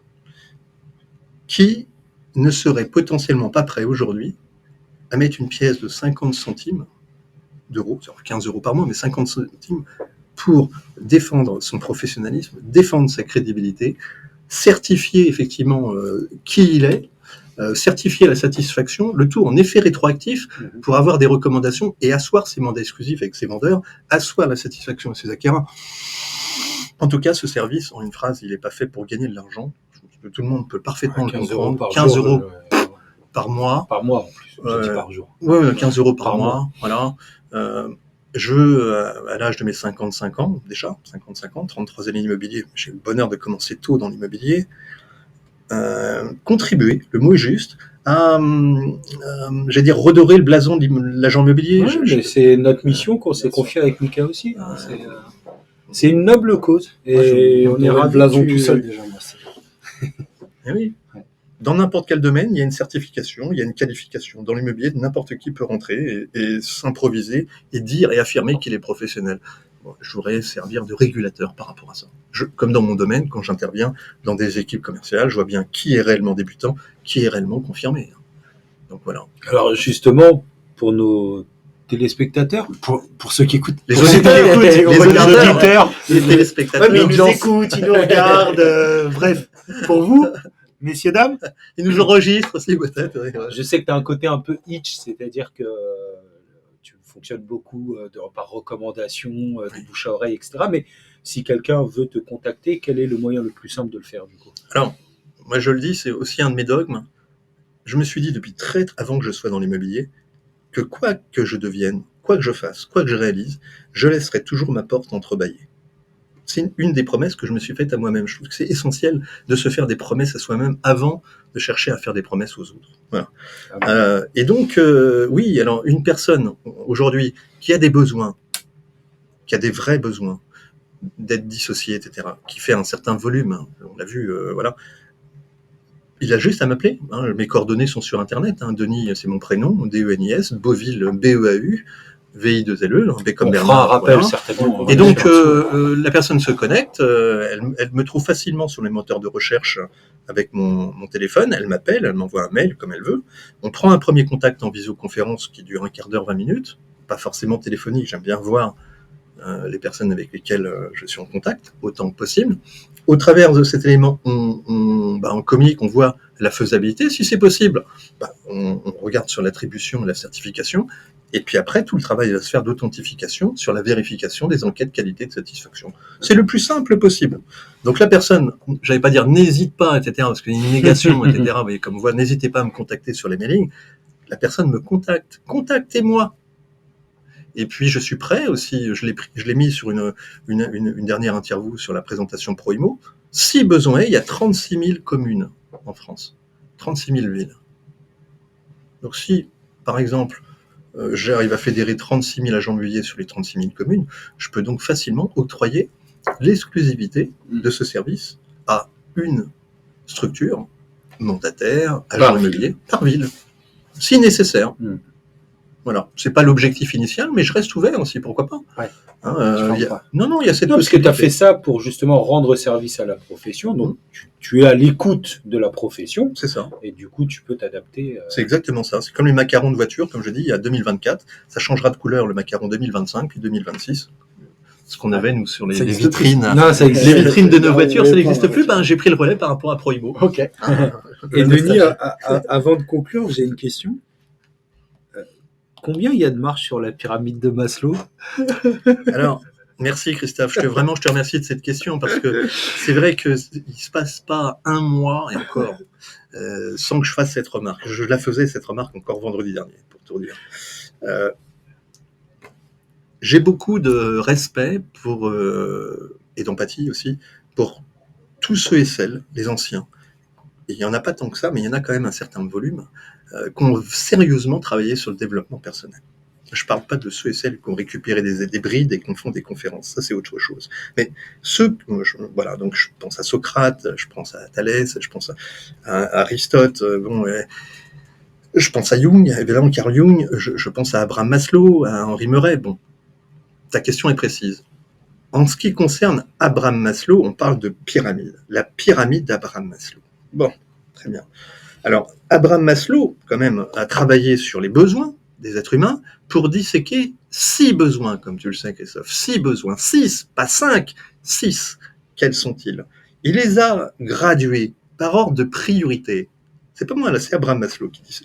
Il y a 6 besoins prioritaires de 1 à 6 et ils sont priorisés par ordre d'importance. Vous avez le besoin physiologique, puis le besoin de sécurité, le besoin d'appartenance, le besoin de reconnaissance, d'affection, d'estime de soi, le besoin d'autonomie et le besoin d'accomplissement. Il y en a bien 6. Bon.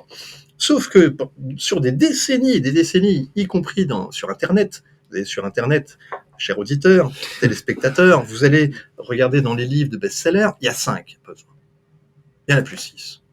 Ils ont enlevé, faut pas dire viré, je pense viré, je le dis, le besoin d'autonomie, d'indépendance. Ils l'ont en fait mixé avec le besoin d'accomplissement comme si c'était le même. Si tu regardes sur la plupart, alors c'est pas du tout le même. Alors que c'est pas du tout le même. C'est-à-dire que c'est pour ça que je dis qu'Abraham Maslow, il se retourne dans sa tombe tous les jours. Alors ça fait belle lurette qu'il est décédé. C'est la toupie. Il a passé sa vie à dire voilà, vous voulez un mode d'emploi pratico-pratique, pragmatique. Bon, qui l'utilise d'ailleurs cette pyramide d'Abraham Maslow dans sa vie de tous les jours, pro comme privé, réellement avec ses vendeurs, ses acquéreurs, sa vie privée.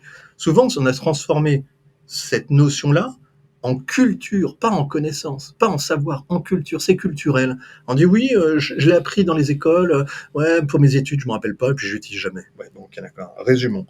Physiologique, manger, dormir, se vêtir, c'est la base. Puis après, sécurité. On a un travail, on a un toit, on a un salaire. Voilà. Puis après, c'est l'appartenance. Comme ça, on commence à faire un peu comme tout le monde pour trouver des repères. Bon, voilà, on trouve sa place dans la société. Puis, le besoin de reconnaissance, d'affection, d'estime de soi. Tout ça, c'est une seule ligne. On voit sur Internet que l'estime de soi, c'est la...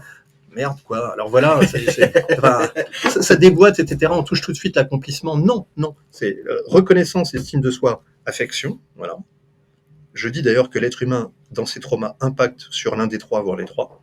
Soit il est en souffrance par manque de reconnaissance, soit il est en souffrance par manque d'affection, soit il est en souffrance par manque d'estime de lui. Et s'il est en souffrance sur les trois, Qui prennent rendez-vous avec moi. Alors, et puis après, il y a l'autonomie, évidemment, le besoin d'autonomie, d'indépendance, de liberté, et enfin seulement l'accomplissement. On fait la guerre depuis des siècles et des siècles, et le mot est juste, sauf les politiques, sur le pouvoir étatique. Une personne qui nourrit naturellement, je dis bien naturellement, en valeur génétique, ouais, intrinsèque et génétique. Le besoin d'autonomie, c'est 5% de la population mondiale. J'ose le dire. 5% de la population mondiale ont l'autonomie naturelle, génétique. C'est-à-dire 95% des autres l'ont pas. Et tout ce qu'ils apprennent, tout ce qu'ils assimilent, tout ce qu'ils maîtrisent, les rendent autonomes. Mais sans cette connaissance apprise, assimilée et maîtrisée, ils sont dépendants. Ouais, l'électron libre, comme on dit, l'électron libre, c'est l'homme ou la femme à abattre. Une personne qui a l'autonomie naturelle, c'est une personne qui ne rentre pas dans les cases. C'est une personne qui est à part. C'est une personne qui déteste les obligations. C'est une personne qui a le sens de l'initiative. Va même prendre des initiatives que le gérant d'agence immobilière dans l'immobilier n'ose pas prendre ou n'a pas pris. Mais qui est cette personne au juste? Il arrive, etc. Il impose tout. En ville, on va le virer rapidement. Même s'il a raison, on va lui piquer les infos, lui mettre un coup de pied au cul parce que, voilà. Mais c'est fou cette histoire de pyramide parce que je me rappelle de ça. Je te parle à l'époque de Jacques Chirac. C'est pour te dire, parce qu'on s'est connu à cette période-là, où il avait fait son programme sur la fracture sociale. Et toi, tu nous expliquais, et je me suis dit, mais c'est incroyable, la fracture sociale sur la pyramide de Maslow, entre les besoins 1 et 2, et puis ceux qui ont les besoins 3, 4, 5, 6. Et ça, c'est quelque chose, alors on va pas rentrer dans les détails là, mais rien que pour ça, ça mérite que je me rappelle très bien de ta phrase, Christophe, tu vois, on a travaillé la mémoire, je me rappelle très bien qu'en ayant abordé la première fois ce sujet avec toi, tu m'as dit en rhétorique quelque chose comme oh la vache, tu m'as fait donner un cours des géopolitiques. Mais je te jure. Surtout qu'à ce moment-là, j'étais conseiller municipal, j'étais à fond sur la politique, et là, tu m'avais... alors que pas du tout. Je t'ai dit en d'autres termes, j'ai dit oh putain de sa race. Oui, géopolitique. Moi, je crois pas que ce jour-là, j'ai voulu donner un cours de géopolitique. Je voulais expliquer tout le travail qu'avait passé Abraham Maslow à disséquer les besoins et à hiérarchiser les besoins de tout être humain. Je crois que, encore une fois, en une phrase, je pense que c'est fait volontairement. C'est malheureux c'est pas qu'une conviction. Le principe de l'éducation nationale, si vous allez sur Internet, il y a plein de choses, mais je suis pas pour les théories de complotisme, pas du tout, mais je pense que volontairement, on dissimule un certain nombre de volumes d'informations capitales, qu'on nomme connaissances, bien sûr, pour éviter que le peuple le sache. Voilà. Parce que plus le peuple ne sait pas, plus il est dépendant du pouvoir. Voilà ce que j'en déduis. Donc voilà pourquoi, par voie de conséquence, on a enlevé le besoin d'autonomie sur la pyramide d'Abraham Maslow. Voilà pourquoi ça n'arrange pas du tout. On donne une partie de la solution aux personnes, on va leur montrer un yacht, on va jamais leur montrer comment l'acheter, etc.